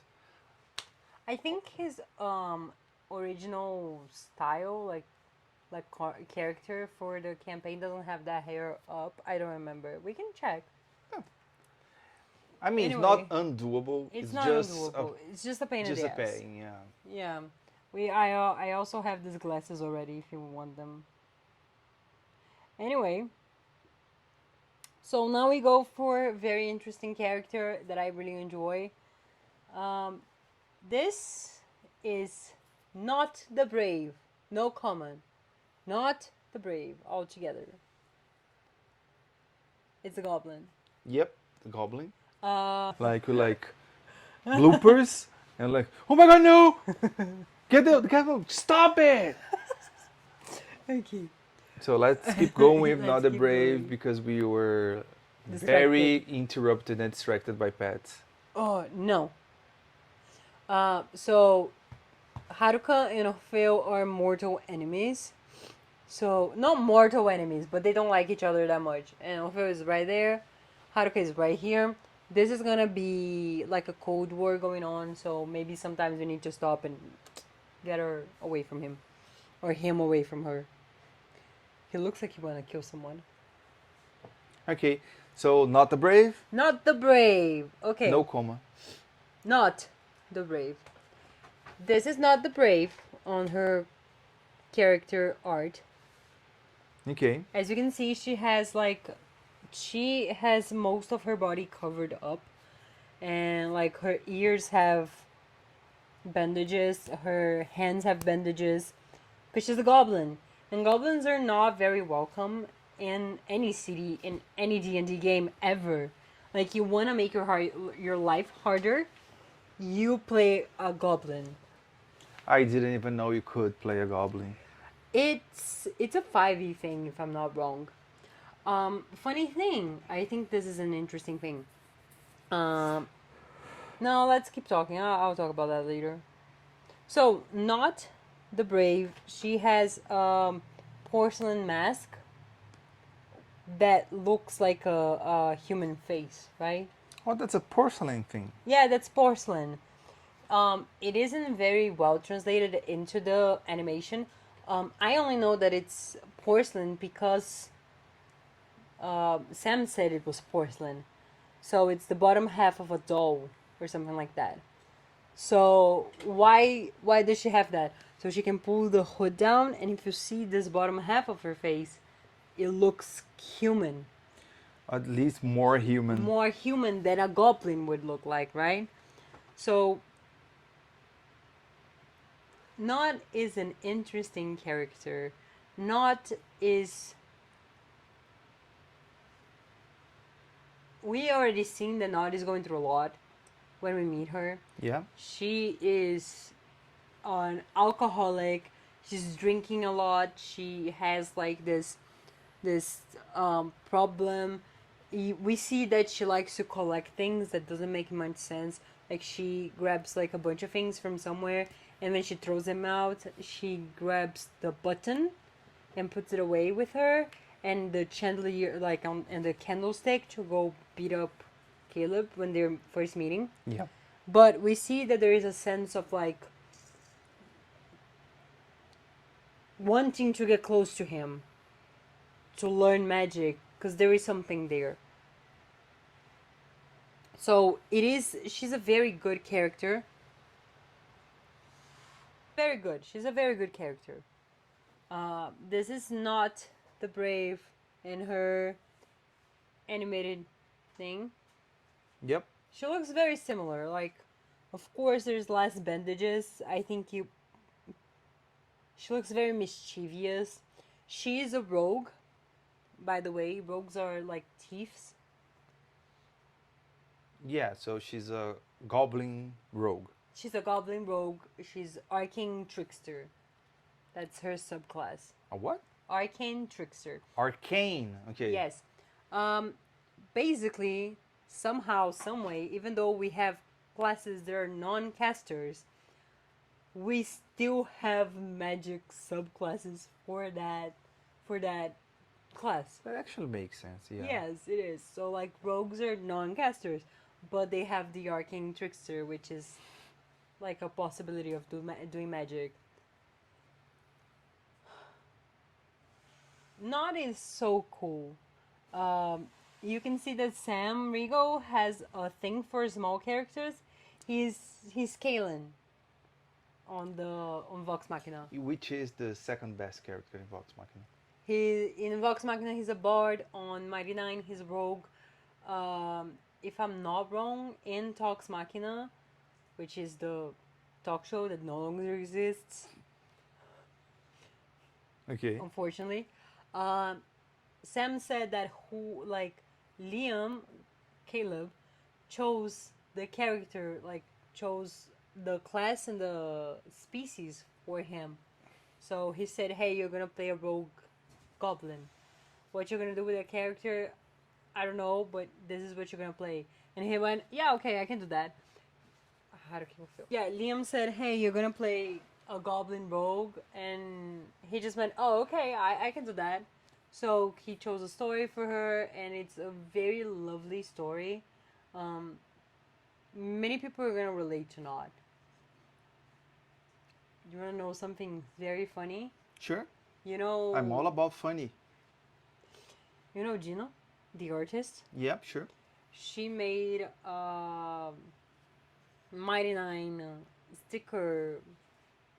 A set, right? Yeah, and she did have not on it, and she talked to me like after doing that, and she went, "Hey, after the show aired, when it's done with the first season, let me know, like, come and talk to me again. I'm gonna give you the other sticker for not." And I went, "Oh, okay, yeah, that makes total sense, because not is a transformed character. She's a transformation. Like, she's always changing." And I told you that before. Because Not is an alcoholic, she has that flask, right? We see the flask on her, with her on her hand. Mm-hmm. And Sam Riegel likes to play small characters because he has like because he can. Oh yeah, the thing on the table, right? Yeah. So Sam Riegel has this thing since like the first time, like since the first campaign, that he had like a big mug, like a beer mug, like a big beer mug, that he would drink like this, like he's doing, and you can see the bottom. And in the bottom, he would put things. Oh yeah, you showed me that. Yeah, but that was for the first campaign. So in the second campaign, he was playing Not, and Not had a flask. So he bought a big fucking flask, and he put things on the flask. So it's like proportional. If he was small. I guess it wouldn't be, because it's a really, like a really big fucking flask. Okay. But it was funny. It was a gag, and it's always funny when he bring out the thing and he had like a picture of Matthew Mercer as a kid or something like that. I guess. And it's like, what? Also, tangent right now. We're gonna go on this tangent right now. Sam Riegel has a thing for getting pictures of his friends. Really, like, they're really old pictures. Like, pictures from the childhood or, like, their first headshot or something like that. Putting it either on the flask or on a shirt. And, like, showing up to the table with it.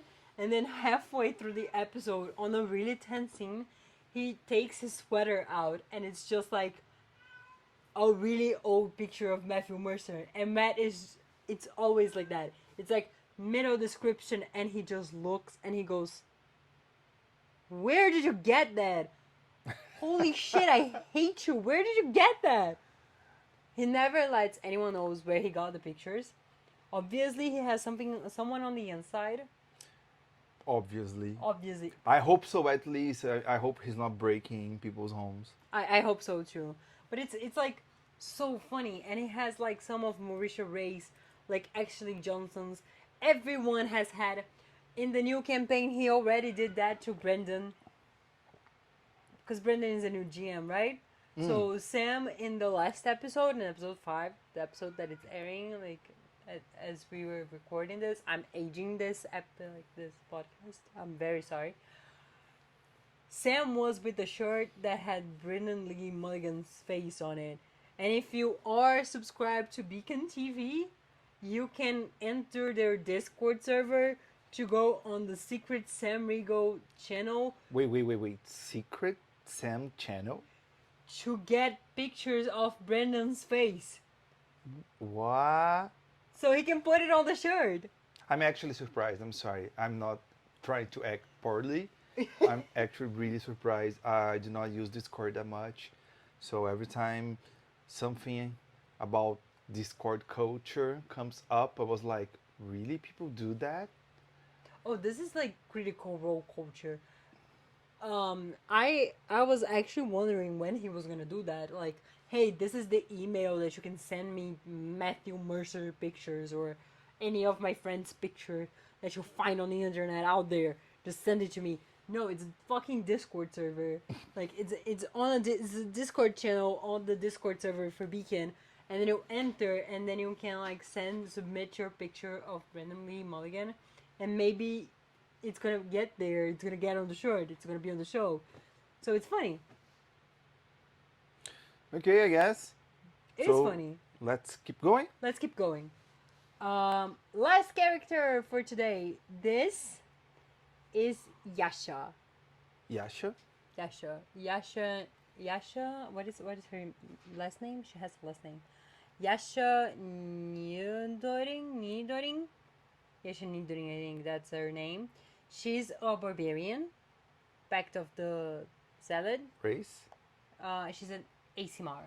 A what? An Asimar. Asimar. Yes, they are. They're descended of celestial beings. So basically, they're angels. Yeah, I was gonna say that. So they're angels. Yeah, she's technically an angel. Spoiler, I guess. I don't know. So, as we see here, Yasha has like dark hair. Is everything weird? Yep. No, just do not look backwards. Oh, okay. Hold the thing. Give me the thing. And talk. Yeah. Yeah. Especially when you describe. Ow. Let me get. We need a new couch. If we're gonna do this, we do need a new couch. We have all the reasons. I know. We don't need any more reasons. We just need the couch. We just need a couch. Okay. And it needs to be pretty because it's gonna be background. Yeah. Oh my god. I have all the risk. Eu tenho toda a racionalização que eu preciso. Let's go. Okay. So. Okay, let's go back and start over with Yeah, this one. I'm gonna start over. I was gonna do that. I need to pee so badly. I can do Yasha and then we go pee. Okay. Let's try to make the Yasha and then... Oh no, I have more to say. Sure, baby. Mas aí, enquanto você vai, aí eu vou passar com a Haruka. Porque é bom também que eu... Sim, não é. Desliga, bota o celular pra recarregar. Mas eu ia sugerir isso mesmo. Okay, let's go. So, the last one of the main characters that we have right now, like of the Mighty Nein, it's Yasha. So this is Yasha. Yasha is this big buff barbarian lady. So she's a barbarian, Yes. racist. She's an Asimar. So the Asimars, they're a race of like descendants of Celestials. So Okay, so she's technically an angel. basically, yeah, she's an angel. So Yasha has like this dark, like ombre going to white hair, and it makes sense to her character.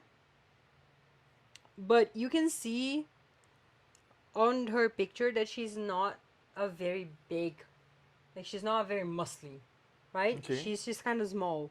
She has like this fluffy thing around her that I don't know the name of. Okay. That it's actually getting her to be bigger, but she's not that big. She's just a simple. She's just like a bird trying to look bigger. Like, I'm too small. yeah, kinda. She kinda looks like that, but she has like a lot of texture going on to her. She has a lot of braids in her hair. She has a lot of like ribbons and beads and like a lot of texture in her clothes.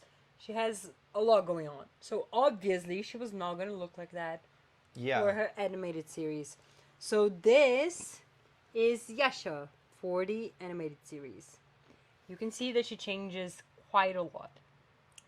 Oh yeah, that's practically a new character. That is practically a new character, I do agree with you. She still has some elements. You can still see like the tips of her hair is white. But mostly she has like Yeah, she's very now long- very muscly. Yes. She changed skin color actually. A little bit. She has like this part of her eyes. They have like this paint, right? Like Yeah. sort of. You cannot see this here, but I've watched the scene again where she appears, and we can still see that she has heterochromia. Okay, now it's the time for the joke. Okay. Heterochromia is when you have So- different eye colors, Yeah. right? You have one eye color here and one like a blue eye and a green eye. Yes. So heterochromia, different colors. But it's really funny because it's not a very known word. So we usually joke around saying heterophobia. Oh my god, she heterophobic? Yeah, just like when you hate Heterophobia? straight people. So yeah, she has heterophobia in her eyes. Oh my god, she has It's very heterophobia. common to give heterochromia to anime characters. Yes. So every time we see another like Heterochromic, like heterochromia character in anime, we just joke around and say, "Oh, look, she has or they have heterophobia in your eyes. heterophobia in their eyes." Yes. Okay, so That's now the you were joke. Now you inside were the inside the joke joke. again. Like Thank you. that's your gift, your premium, Yeah, your reward. that's a reward That's your for reward for watching this. staying 2 hours in. Yeah. So she has one eye blue and one eye purple. Oh, That's purple is her. nice. Yeah, that's her heterophobia. Heterochromia. But yeah, she looks like a totally different character. She doesn't look the same. So I was excited to see how they were gonna do Yasha, cause Yasha is actually like as her character concept, she's kind of small. Okay. She's like buffed, sure, but she's kind of small. And I was thinking, hey, I like Yasha. I could do Yasha for my cosplay. And then she I got can't do Yasha anymore. She's on steroids. Yeah. I'm not gonna do steroids to then- cosplay then someone. suddenly steroids happen. Yeah, she looks great. Don't get me wrong. I think this Yasha is a better Yasha than her original character art. Like, no shade to the artist or anything. No shade to no one, right? It's just, Yeah. I think that You for a just like it this barbarian- one better. Yeah, for a barbarian to be big and buffed, that's nice. And we get a glimpse of Yasha on the final minutes of the episode. Okay, and just like I said, like bow, because bow is staff in Japanese. Yasha, anyone here remembers Inuyasha? Yasha means demon. So that's really funny to see an angel being called demon. I will say, Yasha is one of these rare type of characters that change sub race. Cause you have like sub races on D&D, right? You can be a human, but you can be like a variant human. You can be a tiefling, but you can be a devil stone tiefling. You can be a half orc, but be a different type of half orc. You can be an elf, and you can be like so many different type of elves. So you are angel demon. She is a fallen Asimar. So she's kind of a She's demon. kind of a demon. And it actually, now that I know that, because I did not remember that, I actually knew that information. Like, I've watched anime, I know a little bit of Japanese. Not a lot, but like a little bit. Yeah. I can get by watching some kids' things. Not a lot, but some. Yasha has this whole thing. In the beginning, we're gonna see this. We already saw a little bit of it. She was killing people. She was doing something awful, right? Okay. She was. And Is that something she shouldn't have been doing? we don't know, but she was doing something really weird. Why are we going? Why are we being introduced to a character that it's supposed to be a hero and she's killing people? She's killing a village. We've been introduced to Trent Ikaton, which is the villain. Like, he's a villain of the series. Yes, yes, very obviously. Very obviously, he was torturing a bugbear. Yeah. Why were we introduced to a character that it's supposed to be a hero Right. killing a village?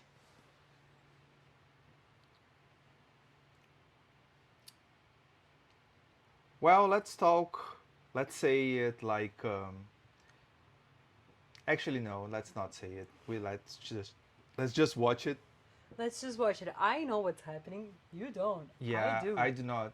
I do. I like Yasha's, like, I like everything Yasha related.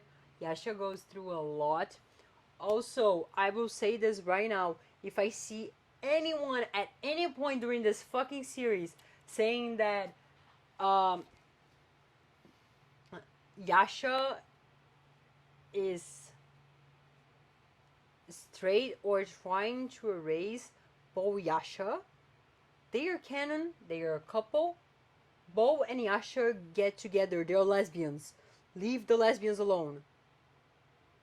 They are lesbians. Yeah, I don't think. I think at the most people just try to erase them, right? Like, Yeah. yeah, they kind of have this thing going on, but nothing really real, just like they did with Korra. Yes, but no, like that is like everyone in the Mighty Nein, even Ford, who is the most straight character out of all of them, is gay. They're all queer. There's no denying it. All of them are queer, very much. Boyasha was really important. Boyasha was there from like the first episode. They flirt in the first episode of the campaign. Nice, nice. So there is no denying it. As the series goes on, as many people maybe know, Ashley Johnson, she was not only just a voice actor, she was an actress at some time. So she was in a series like, I don't remember what the name was, but it's like a cop show of some sort, investigator or something, whatever. And so she sometimes had to be out, so she wasn't on the table with them. Oh, So Pike and Yasha had this thing of like being away okay. that was explained in the story. So Yasha was away for like a period of time, and Bo started. I don't know if developing feelings it's the right way of saying this, but like she showed interest in Jester as everybody does. All of them. Literally, there's no one in this fucking thing that does not have a crush on Jester. Okay, I get it. Jester is just lovable. She's amazing. So everyone had a crush on Jester. So Bo also developed feelings for Jester. And on a Talks Machina episode, I think, she's doing the thing. So in a Talks Machina episode, I think Marisha Ray was actually talking about this, and she was saying that Bo's feelings for Jester were just because Yasha was not there and she didn't know what to do with those feelings. So she put them onto Jester because she didn't have Yasha to have those feelings for. Because Yasha wasn't there. That feels a little bit more like being horny than Kind being of, in yeah. love. Yeah, but like Bo Yasha, it's funny. We have like one shots in the future. So when they're like level 17, level 20, so they are like older. And Bo Yasha never stops being horny for each other. Yeah, I guess, right? It's so fun. It's very cute. I like Boyasha. I love Boyasha. I think they're very nice together. So yeah, this is Yasha, and I will show now. It is funny. This is very funny in my opinion. Before she played Yasha, Ashley Johnson played Pike, the gnome cleric.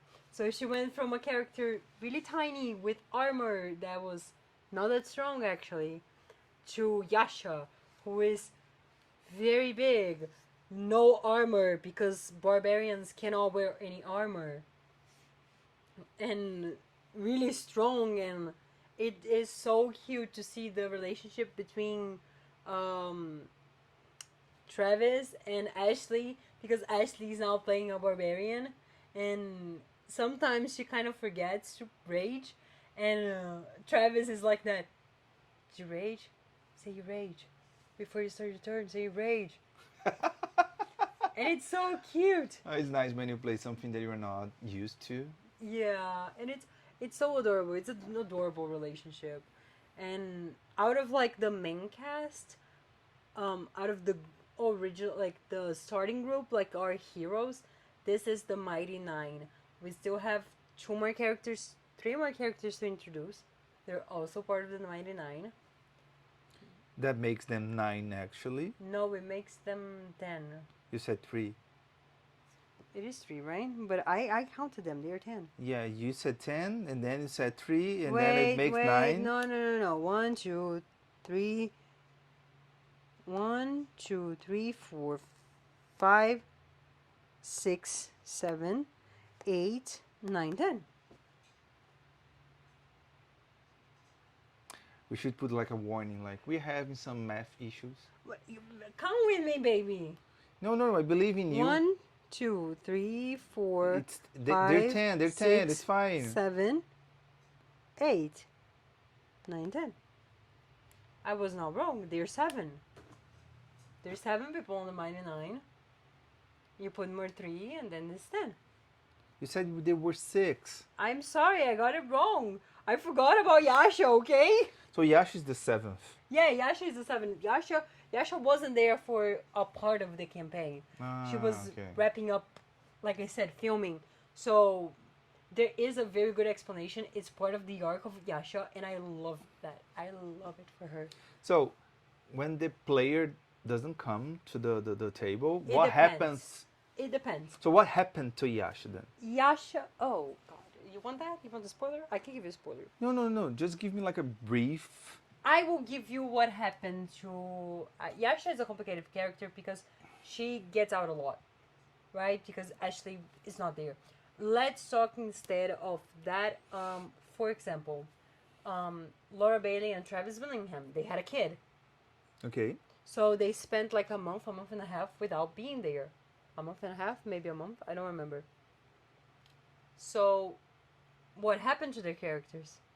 Usually what happened is, because they knew how long they were going to be out, Okay. like they planned this maternity leave, Matt did something that is kind of common. When your player is not there, what do? You kidnap them. Because that explains them not being on the table. Okay. And another example that we have is Caleb. There was an episode that Liam could not be there. And because Liam could not be there, but it was only an episode, what do? Which is something also common at tables. Someone else gets the character sheet, or the DM gets the character sheet, and this player, this character is not gonna have that much focus. If there's a fight, we're gonna keep them safe as much as possible. If we're interacting, they're not gonna talk too much. Sometimes they might say something, but usually not. Yeah, I can see why you would say something like this character does know something and it is important to the scene, Yeah. and he would talk. Also, in the case of Mighty Nein, while they were doing the Mighty Nein, Critical Role used to be live. They don't play live anymore. It's pre-recorded. So because it used to be live, Liam was actually watching the stream, if I'm not wrong. So he texted something to Mauricio so Mauricio could say it for him. That is kind of funny, yes. That is so funny, right? I remember that. I remember watching it and being like, what the fuck? Why are you doing this? And I also remember the things that happened when Laura and Travis were out. They talked about this. They were watching the stream as it happens, as everything was happening. So they were watching it as it was happening, and it was a bit traumatizing what happened to the characters in this episode. So it's not like traumatizing, but like a lot happened on those episodes. It was episode 30 something. If you know, you know. If you don't know, I'm sorry for you. Yeah, I do not know. It's gonna be intense. So it's just like something so you can know, like this happened. This is what happens when someone cannot be there. In the past, for example, especially with Ashley, they used to bring a TV. I'm not joking. There is a video footage of that. They used to bring in a TV and she would Skype in. Oh, I got it. Skype Like in. that is that is so. This is kind of meta, actually, right? Like you doing a stream, and the person was streaming into the stream to be streamed. Yes, yes. So sometimes they had that. Sometimes they did that with Liam. I think there was one episode of the Mighty Nein that Liam was actually on a Skype call. So that was something that happened. So it doesn't happen anymore because now they pre-record the shit. And if you cannot be there, then wow, how did that happen?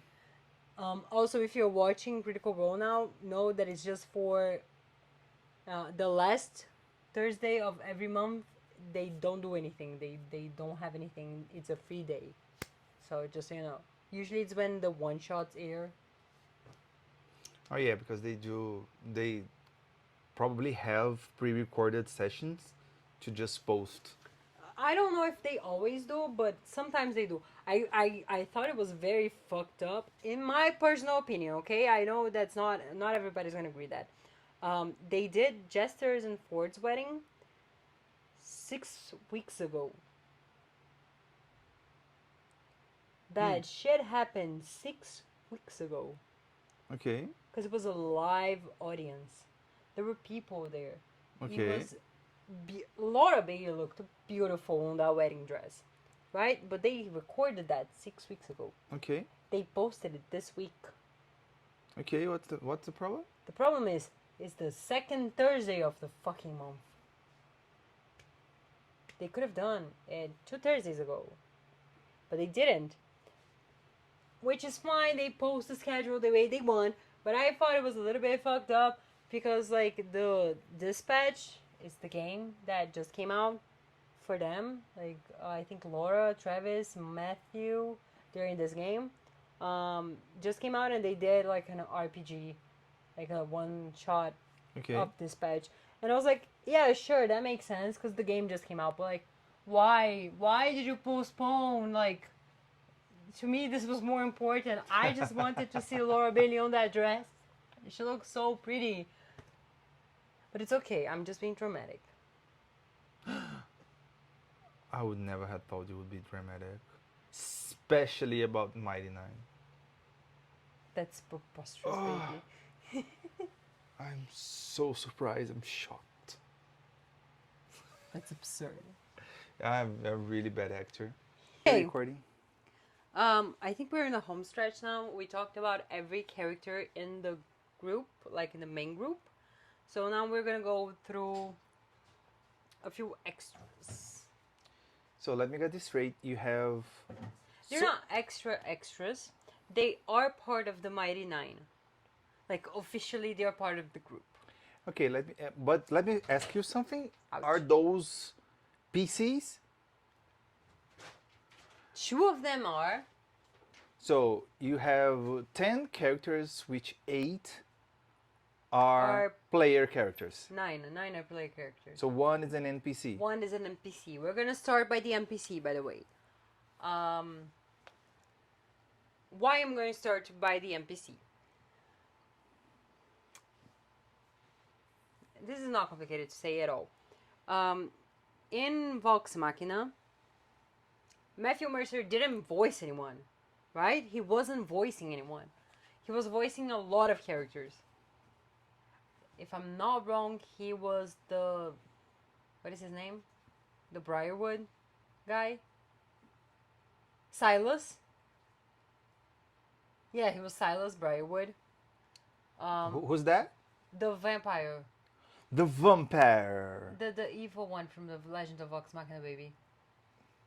Do not recall. Keep going. Oh my god, you remember Delilah, right? Delilah Briarwood? Yeah. I think so. Yeah, she was voiced by the same voice actor that voiced Azula. Okay. Anyway, Delilah was married to Silas Briarwood. They're both originally from, oh my god. They're not from the same continent as everyone else. They're from the same continent actually as the Mighty Nein. I don't actually remember it right now. Okay. Anyway, but Silas was the only character that was actually voiced by Matthew Mercer, but he died. in the first season, right? Okay. And then in the second season, he voiced dragon, right? The Okay. dragon died. Okay. But he doesn't voice anyone like, he doesn't voice one of the heroes. He's always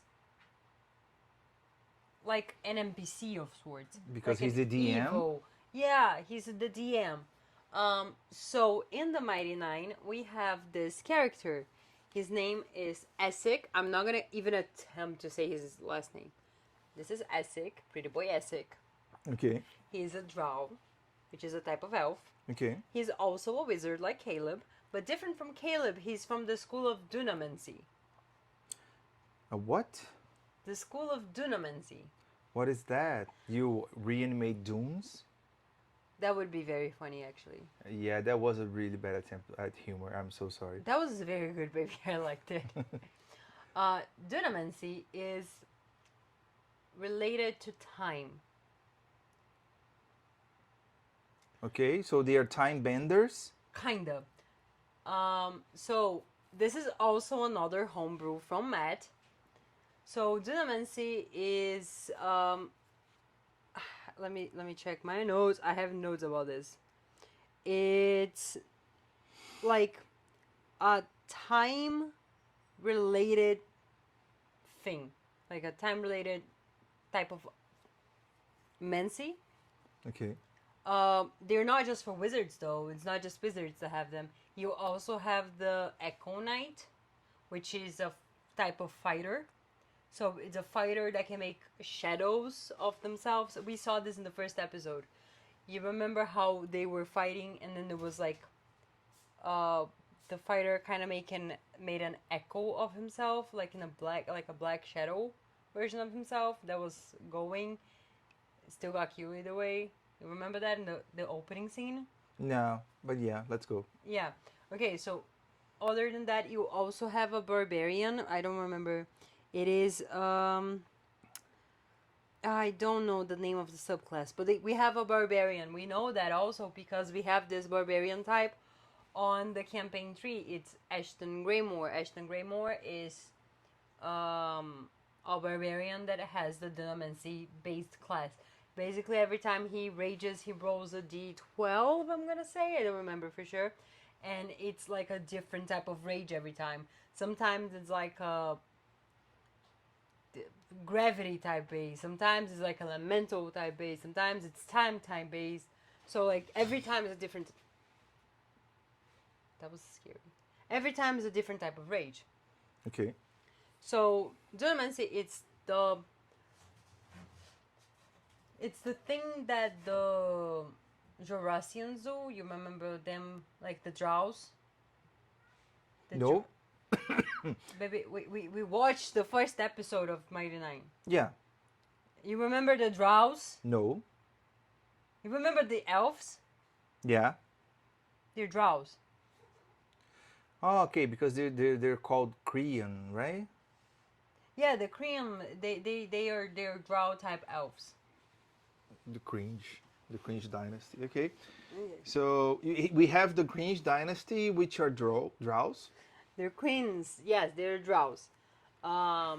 They don't see a lot of light, so drows are like that. I don't know why exactly. Okay. I'm not into the lore of like D&D like that. I played a drow before. I love them. I love drows. But that is not the point. My point is, they are a society based. We've seen that in the beginning now, right? Okay. Yeah. They're society based on those beacons. Mm-hmm. Like those beacons that have the whole universe inside of shit. So that is the base for Dunamancy. They do time stuff. We've seen that bugbear kill his bugbear wife so that the wife could be put into the beacon. Was that a bugbear? Yes, that's a bugbear. Okay, sure. So, and the reason why they do that, it's because their whole religion is based on that. It's based on the fact that like you die, you get put into the beacon, and then you get reborn with the same memories you had before. So you're like the same person you were before, kinda. Okay. So their whole thing is time based. So in the in the Qing dynasty, we have all of these people there are like learning how to manipulate time in some way, shape, or form. So one of these people is Essek. Okay. He is Pretty Boy Essek. He was described as a pretty boy the first time he appeared, and it became a running joke. And if you search for his name, you can put Pretty Boy Essek, and you're gonna find a bunch of foreign art of him just being pretty.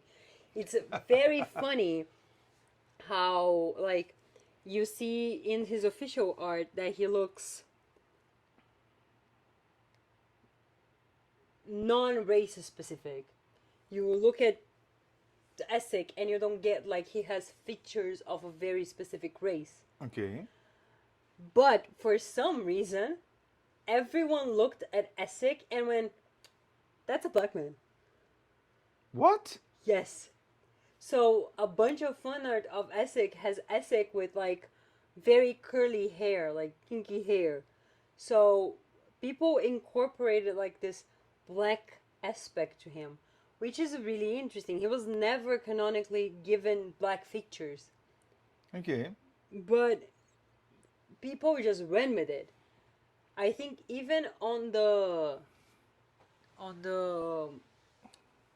Mighty Nein animated like recaps, he had like kind of a curlier hair because of that.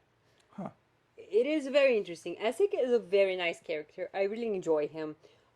He's a character that we're gonna see a lot of, and he is the character that Matthew Mercer is gonna be voicing this time around. So this is Essek on the TV series. Obviously, you guys cannot see it, but you can.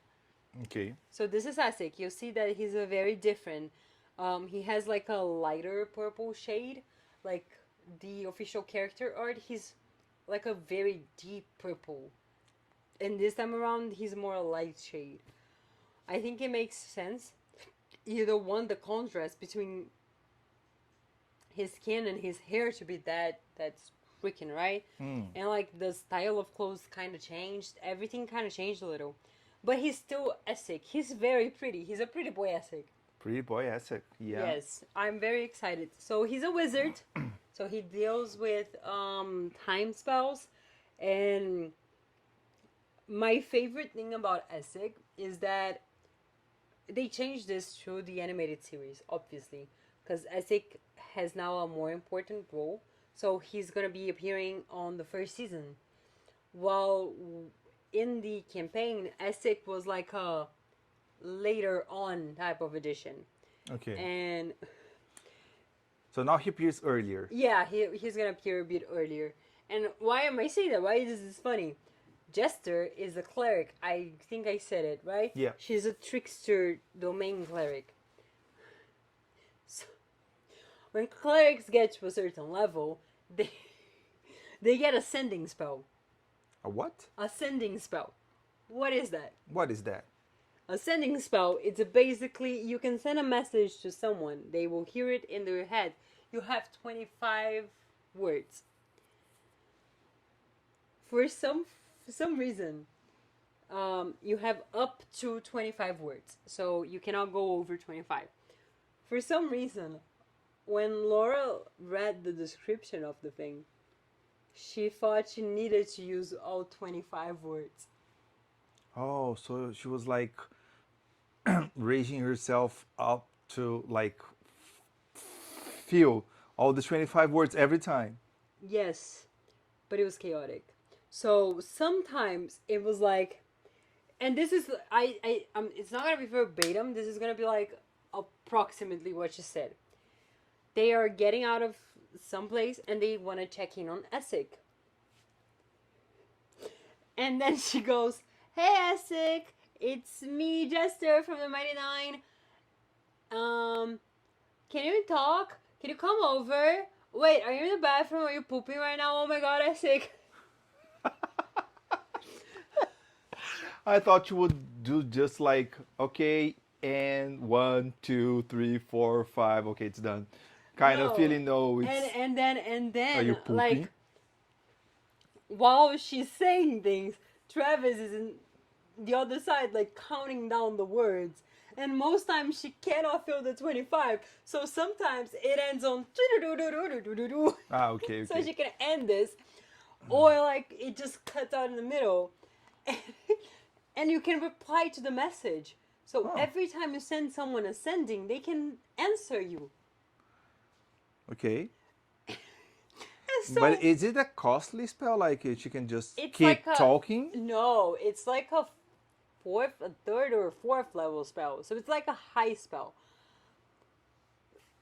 But it is like the funniest thing, her doing that to Essek. And she's always like, hey Essek, are you pooping? Every time it's like, are you in the bathroom? And Essek is the most like stoic man you ever met. He doesn't do many expressions. He's not like very expressive. He's very serious. He is an important person for the Qing dynasty. He is like something something of someone. He has a title. His brother is a knight. Like they are a very prestigious family. Okay, I get it. So every so often he gets a tiefling, a chaotic tiefling, calling him on his head, being chaotic and doing to end the spell. And he answers with, "Hello, Jester. No, I cannot come over right now." Or yes, I'll come over for dinner.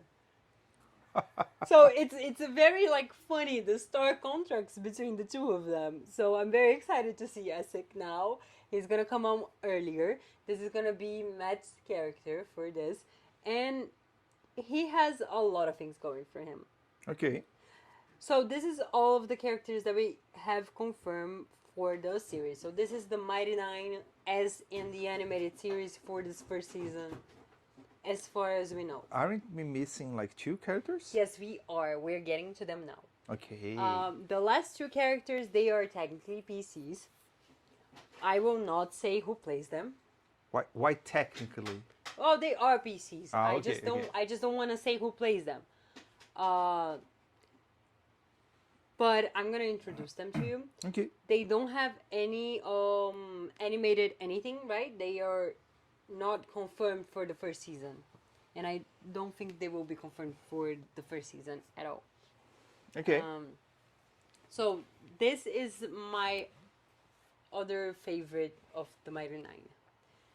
This is Caduceus Clay. He is a cleric of the Grave Domain. He is a Furbolg. And he is hell to try to cosplay.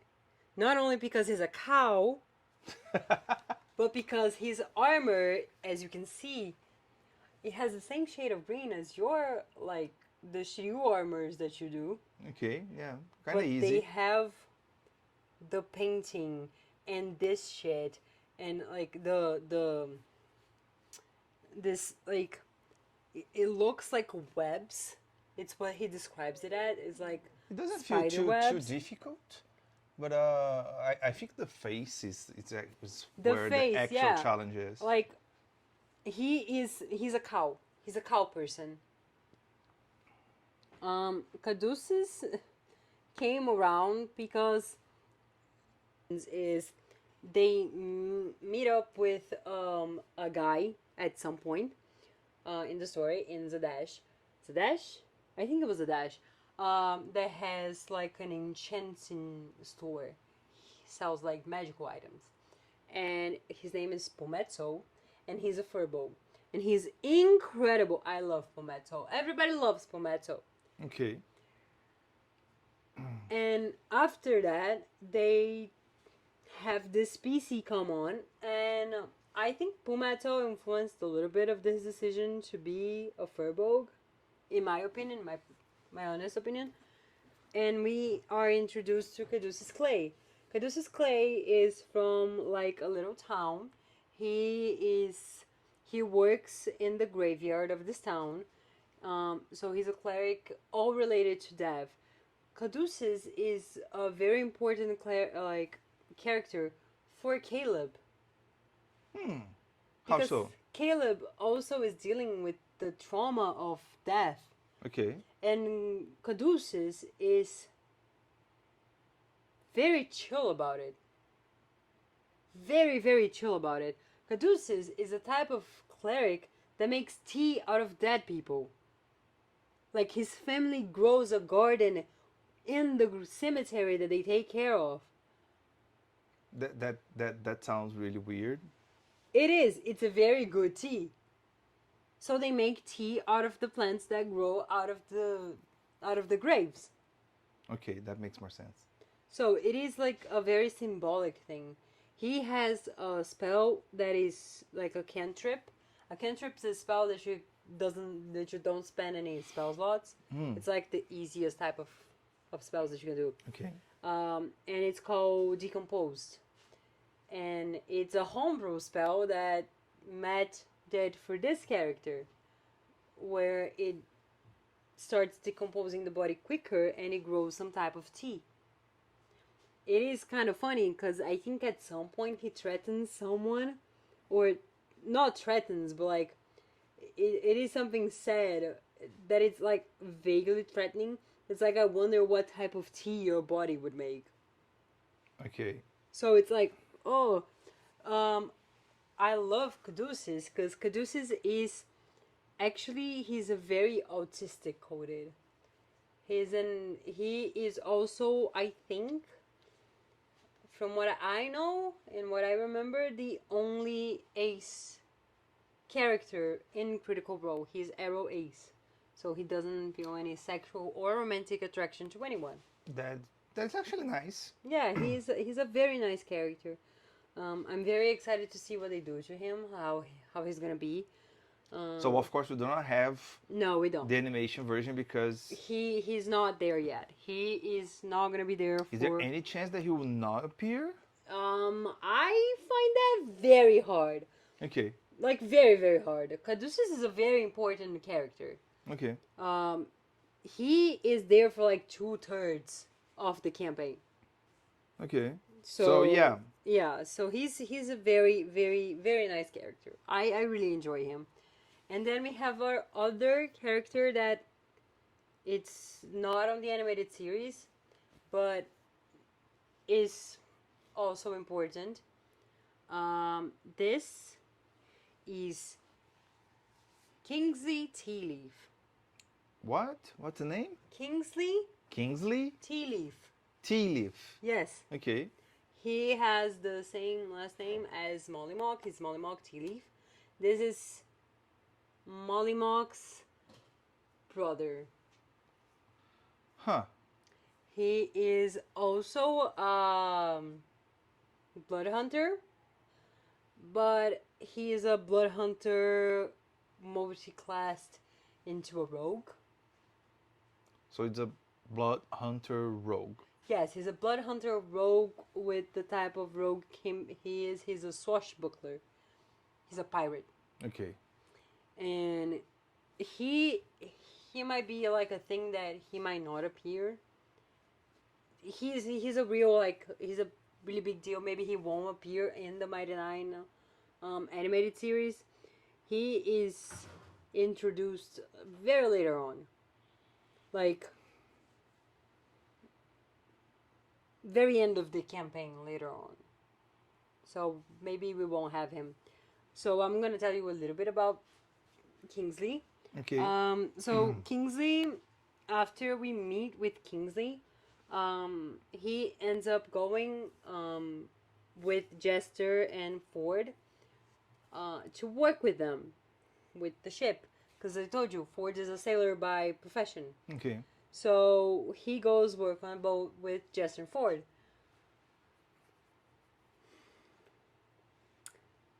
Ford has the boat. Ford is the owner of the boat.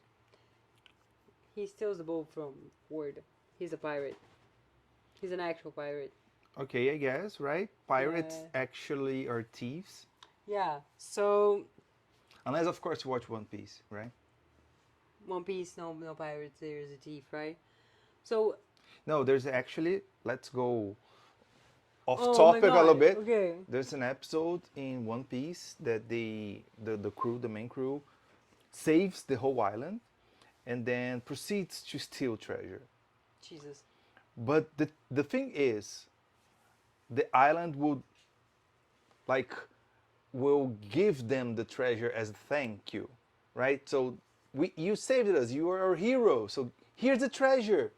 And then they proceed to ignore the words thank you, and they proceed to ignore that is a gift to them. And they say like, I have to do something. And then they steal. And then they run away and they steal the treasure that was given to them. So they're not actual thieves. No, Nobody they're not. They're like true heroes, right? Yeah. One Piece, they're really true heroes. They try to be like, yeah, we are pirates, but they look like just as paladins trying to play pirate. Oh my god, you talked about paladins. The only thing I can remember is Xerxes. You remember him, right? Yes, I The remember Calamity. Xerxes. The Calamity one. Yeah. So good. So, yeah, unless you're watching One Piece where the main pirates are actually just as heroes. Yeah. So yeah, this is not fucking One Piece. This is the Mighty Nein. This is Critical Role. He is a fucking pirate. He's kind of an asshole. I enjoy him a lot. I enjoy Kingsley a lot. I wish we got to see more of him. We didn't see a lot of him. But he's a fine young boy. He's a baby. Okay. Yeah, as you can see, like he has like his pirate outfit. I love that his theme is that he's not symmetrical. So half of his coat is short and the other half is long. He has one short boot, like it goes up to his knee, and then the other one goes up to almost his hips. Yeah, that's a weird ass boot. That is a weird ass boot that is being held up by like a garden type of thing, you see?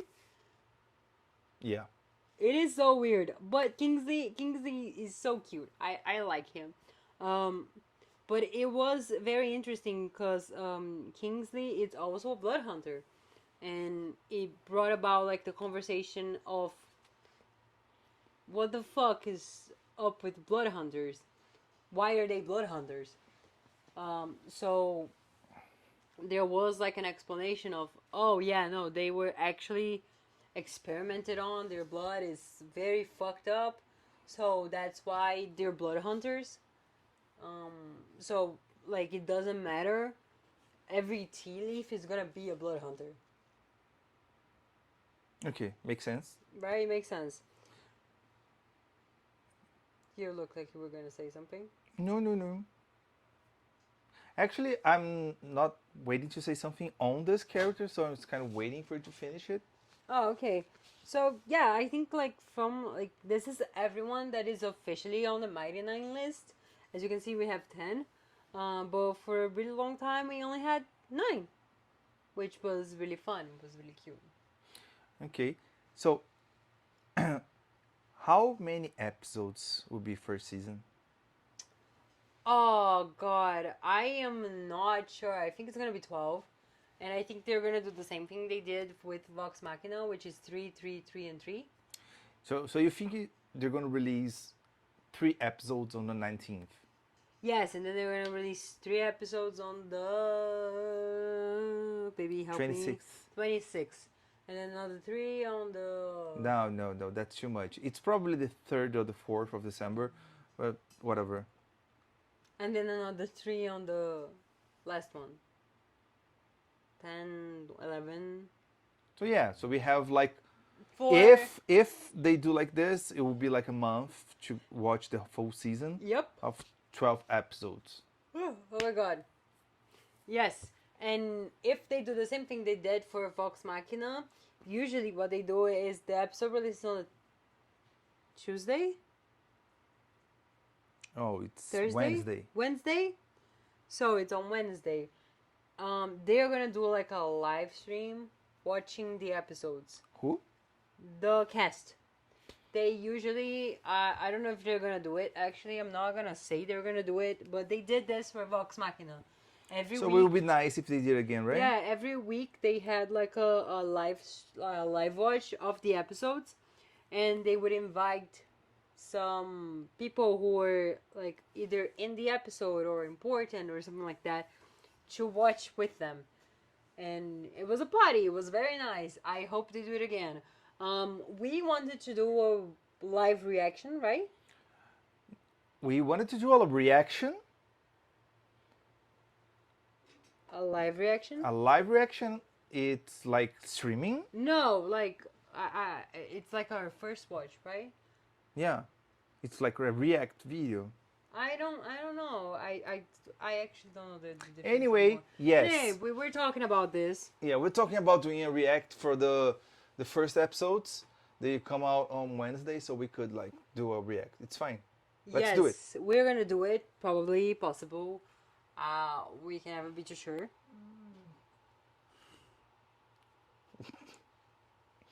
She just went in the room right Yeah, on time. It's so funny. our dog is whining. I'm so sorry. She's a bit whiny.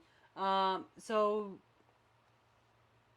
we are thinking about this. I hope we do. I hope we do for every episode, like every week. It's gonna be important for me. It's Okay, gonna so be- what are your expectations for the animation? My expectations are really high. I love the story of the Mighty Nein. Critical Role came to my life in a very like I was in a very vulnerable state. I already talked a bit about this. Yep. Like it was the pandemic. I was in another relationship at the time. Relationship was not good.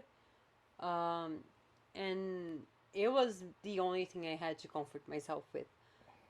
And I have a really special place in my heart for the Mighty Nein. I made friends because of it. I started playing D&D because of it. I met some great people because of it. And I hope that it's shown like that they do it justice, you know? That Okay, yeah, it's I like get it. Every adaptation comes with like pros and cons. yeah. So they will cut corners in something that you might be like, Yes. oh, that's a shame, and they might expand on On- something that yeah. you didn't like, or the opposite, right? Yeah. So it's really like, oh my god, especially gonna when you be- read a book, Oh because yeah. the book is your whole imagination. Yes. And then suddenly someone else is putting that scene to life. So you like, oh, I didn't imagine like that. Oh, that's not what I was thinking. Yeah, there's a lot of that. But I'm excited to see like the old characters again. Especially, I'm very excited for Molly Mock. I'm not gonna lie. Molly Mock is the one character that I missed the most. It is a very well-known fact that Molly Mock is really, really a beloved character in the fandom. It was great seeing him again. I'm very grateful for like having to be able to see Jester and Ford and Caleb and everything like that. And Molly Mock is a character that we don't see much of. Molly Mock is very, very important and very nice, and I'm excited to see what happens. I just realized after watching the first episode, I'm really happy to see Frumpkin again. And relieve that, and I hope Frumpkin rolls better in the animated series than he did ever in the table. Frumpkin was like Frumpkin is a tiny little cat. He has the status of a cat. Frumpkin got poofed so many times. What does it mean to get poofed? He got 0 hit points and he poofed away. Okay. Like, there is one scene, I think it's gonna happen. I don't know. I hope it doesn't, but it might happen. I'm gonna spoil this maybe. Is it okay? Is it okay? Okay, sure.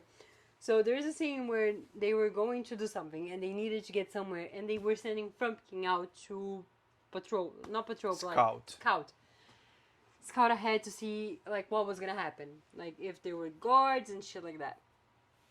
So what happens to the wizards is the wizards like they can make themselves blind and deaf. I think it's that. So they can see and hear through the familiar eyes. Okay. So Caleb sends Frumpkin out, and he's in Frumpkin's eyes and ears. And then everyone who is outside of Frumpkin sees a guard. I think it's that, like, they see a guard. And Caleb only sees the guard way too late. And then he tries to, like, oh, I'm gonna roll for some charisma-based thing, so the guard thinks I'm just like a kitten or something, like a kid or something, like a cat or something. And he rolls really bad. Like, really, really bad. Like, bad enough so that the guard kicks Frumpkin, and he does two Damage? 2 damage, and Frumpkin poofs out of existence. Because he died. Oh my god, It's poor just so- Frumpkin. Poor Caleb. So Yeah, I don't care about shady wizards, sorry. Actually, I'm really excited for Not the Brave. Yeah. It looks like a good character, She's a great character. but also about Bo. Not because of the character, because I'm very picky when it comes to martial arts in any media. That is Because true. every time I see a movie with martial arts and the actors are not martial artists, they're not fighters, it's always trash. Mostly trash. And animation, you don't have that excuse, right? That's why I love Avatar the Airbender, Last Airbender so much, because there's not a single wrong thing, because they had actual kung fu masters as consultants, right? So that's why all the martial arts in Avatar The Last Airbender are really great. And Vox Machina wasn't that great with fighting scenes. So Oh, but it I'm wasn't like- hoping Mighty Nein gets a little better on that, or at least they do what movies do, which is like camera angles, so you don't actually see the proper form of the fight. But yeah, just me being picky about something that I care about. 99% of people will not care about that. I mean, Vox Machina doesn't have that many, like, they are mostly caster based, right? Yeah, kind of. Yeah, so I think Mighty Nein is the first time that we actually have like 2 people that are gonna be in the front, which is Bo and Yasha. Because Yasha is a barbarian. Like, the same way Grog was the only one of them, like, on the Vox Machina that actually needed to be close by, that needed to punch people. And Grog was just raging, so it doesn't matter what form he has. Oh yeah, no, Grog doesn't matter. Yeah, Grog doesn't have anything. Grog is like really stupid. I'm not being mean. He's actually stupid. He has a -2 to his intelligence. It was like 6? Yes, it's 6. He doesn't have a good intelligence. He's a very bad intelligence. I'm not being mean. It's just the truth. He doesn't even know how to read, the guy. Poor baby. Oh yeah, so yeah, So- I want to watch about because of Not the Brave and to judge if they're gonna put good scenes for Bo. Like, I'm not ditching the character itself because she's a monk. I just have higher expectations because monks are they're They're- based they're on based on- like Shaolin monks, Yeah. right? Yeah. So yeah, I I hope to see some, at least a little bit of kung fu there. I think she uses a staff, so you're gonna have your. I do not know. I do not have that much expectation from animations, so I think she uses staff just like a sword. I always Well, get disappointed when I get expectations, Yeah, on the or just during like a the- baseball bat. I do not know. during the campaign, she had moves. Like, she would describe it as not using it like a sword, as in like a pop type of thing. Well, We're gonna wait and see, right? if we do the react, you're gonna see my face. Yeah. So I was gonna ask you who are you most excited for, but I guess we already answered that. That's gonna be not. Yeah. But do you have any expectations? Do you have any things? Do you Um, have any theories? Anything? I actually do not know that much about the thing, so no. Mostly it's on the animation side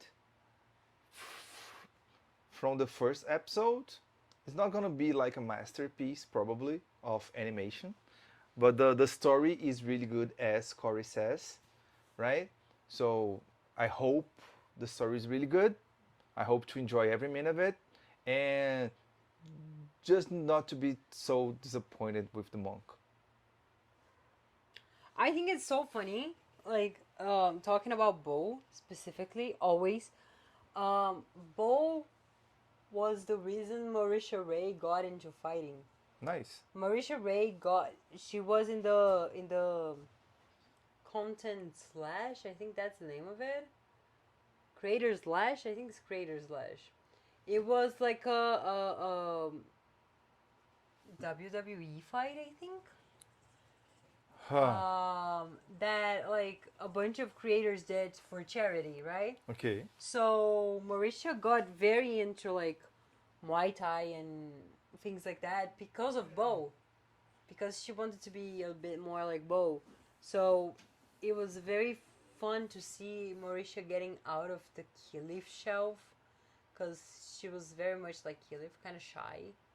Kind of small and I don't know what I'm doing, oh my god, very insecure, into this Bo character. Where she's more confident, she's a bit arrogant, but she has the balls to back up, right? She backs up everything that she says. And Bo is a really interesting character because Bo is really angry. Bo fights a lot. Bo is a hothead. Oh yeah, from the first episode you can see that. Yes, but when she locks down and she starts studying, she is so smart. She hates it, but she's so smart. It's so good. Bo is a nice character. Do you have expectations? Like, because we only watched the first episode, and the first episode was focused on Bo, Caleb, and Not. So, and we saw a little bit of Yasha, right? So, what are your expectations for Jester, Ford, and Molly Mock? Nothing. None? None. You've seen like the character arts. You don't have any expectations of it? No, I feel like I know Jester for a long time right now, and I do not like her. Oh my god! Because she's too chaotic. No, I do not know much about her. Why It's don't just you, because I know her for so long. why wouldn't you like her for that? I don't understand. Yeah, I do not. I also do not understand. I mean, let's go watching the things, and we come back here to talk about the things. Yeah. And let's see how my opinion goes. If you don't like Jester, we're gonna have a problem. Oh no.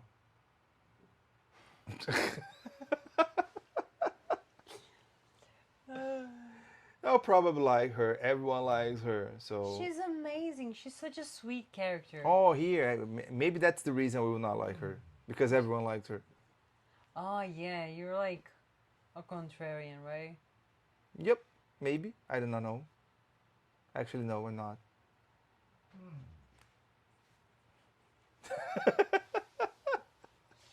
Anyway, I think that's it for I today, think right? that's it for today. I'm gonna say one last thing. We couldn't do this today. We don't have a working printer, as I said. That's why we don't have the images right here, so I can be pointing at things, which is very sad. We should buy that. Yeah, the little the hand. little hand, so we can Tap, tap, tap, tap, tap, tap, tap. tap. Not only that, but I was thinking, I am obsessed with Christmas, right? We already have a Christmas tree up. You guys are never gonna see it. It's out of the frame, I think. You can kind of see it right Yeah, there. yeah, it's out of the frame. Yeah, kind of see it right there. but I wanted to make like it a Christmas ornament for every topic that we do. Okay.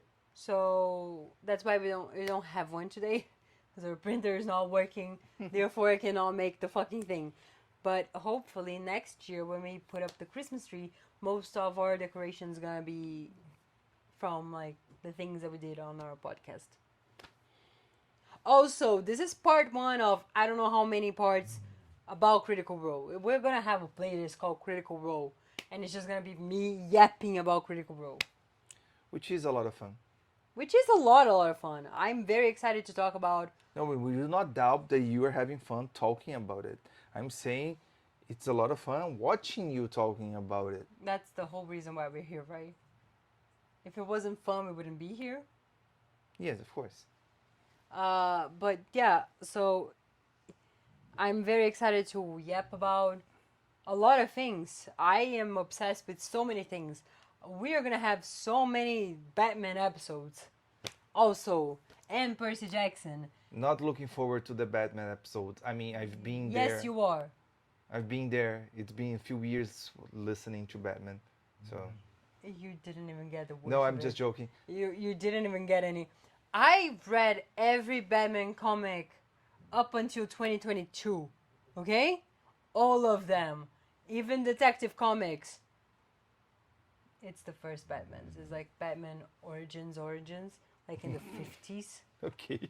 So I know what I'm saying, shit. I know what I'm saying. Don't doubt me, bitch. Don't come for me. I will cut you.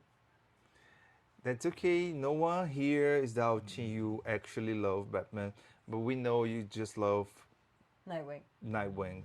Yeah. Yes, that's, I mean, the most hot. Yes, he's so hot that he had to be taken out of DC's hot men list.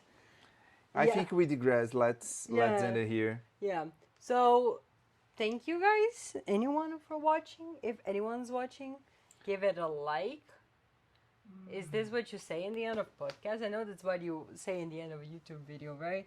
Like, subscribe, and You actually put the like, subscribe thingy in the middle when you're doing like, "Ah, la, la, la," and then you hit the like, right, and then it's better than you saying like, please like, subscribe, comment, share with your friends. Please, I'm begging. No, that doesn't work. okay, this is my experience with YouTube. In the middle of the video, it makes me want to get out of the video. That's when it's not well done. No, it's always. This is a me thing. This is not a YouTuber thing. Every time a YouTuber go in the middle of the video and go in the middle of the video with no context, because usually there isn't a good context. They put that there as a premise to say that, and he's like, "Oh yeah, guys, like and subscribe my content. You know, like So what I let's- have of you." let's Like, change it. Shut the fuck up. If Get out of here. if anyone watched this to the end, Thank you. First off, thank you, but put a comment there, and we'll read your comment next video. That is a good one. Yeah, that's a good reward, I think. If you did watch to the end, leave us a comment. We're gonna read it at some point. Let's just say this is for the first week, right? Like from one week to the other. We're not gonna every video that comes out, it's gonna be that. It's because what about like in 2 years someone comments in this video and it's upset when we don't read that comment on our new video that we No, just of course not. uploaded. No, of Right, course right, not. right, It's just for right, the next right. video, right? Yeah, just for the next video. Also, please let us know if you liked it. I'm like the video if you like the thing. You don't have to share it with anyone if you don't want people to know about this, that you watched this 2-hour Yeah. video about Mighty Nein. Yeah, we get why you would not want anyone to know. It's okay. It's fine. We're not here to. She's crying a lot. Yeah, doggy is very whiny. Very whiny. We're not here to beg for anything. I'm just saying, if you like the video. Subscribe if it makes sense for you to subscribe. We're gonna be here on Wednesday or Thursday probably reacting to the Mighty Nein. It's gonna be fun. We're gonna have a great time. And next week, Hugh is gonna talk about something. Yeah, about something. About something. We don't know yet. Yeah. But it's gonna be fun. We're gonna be fun. We're gonna have a lot of fun. Or you could put the video to sleep when you're like not able to sleep. You put the video on the TV and just go to I sleep. doubt anyone is gonna be able to sleep with me talking in the volume that I talk when I'm excited. I doubt it. Anyway,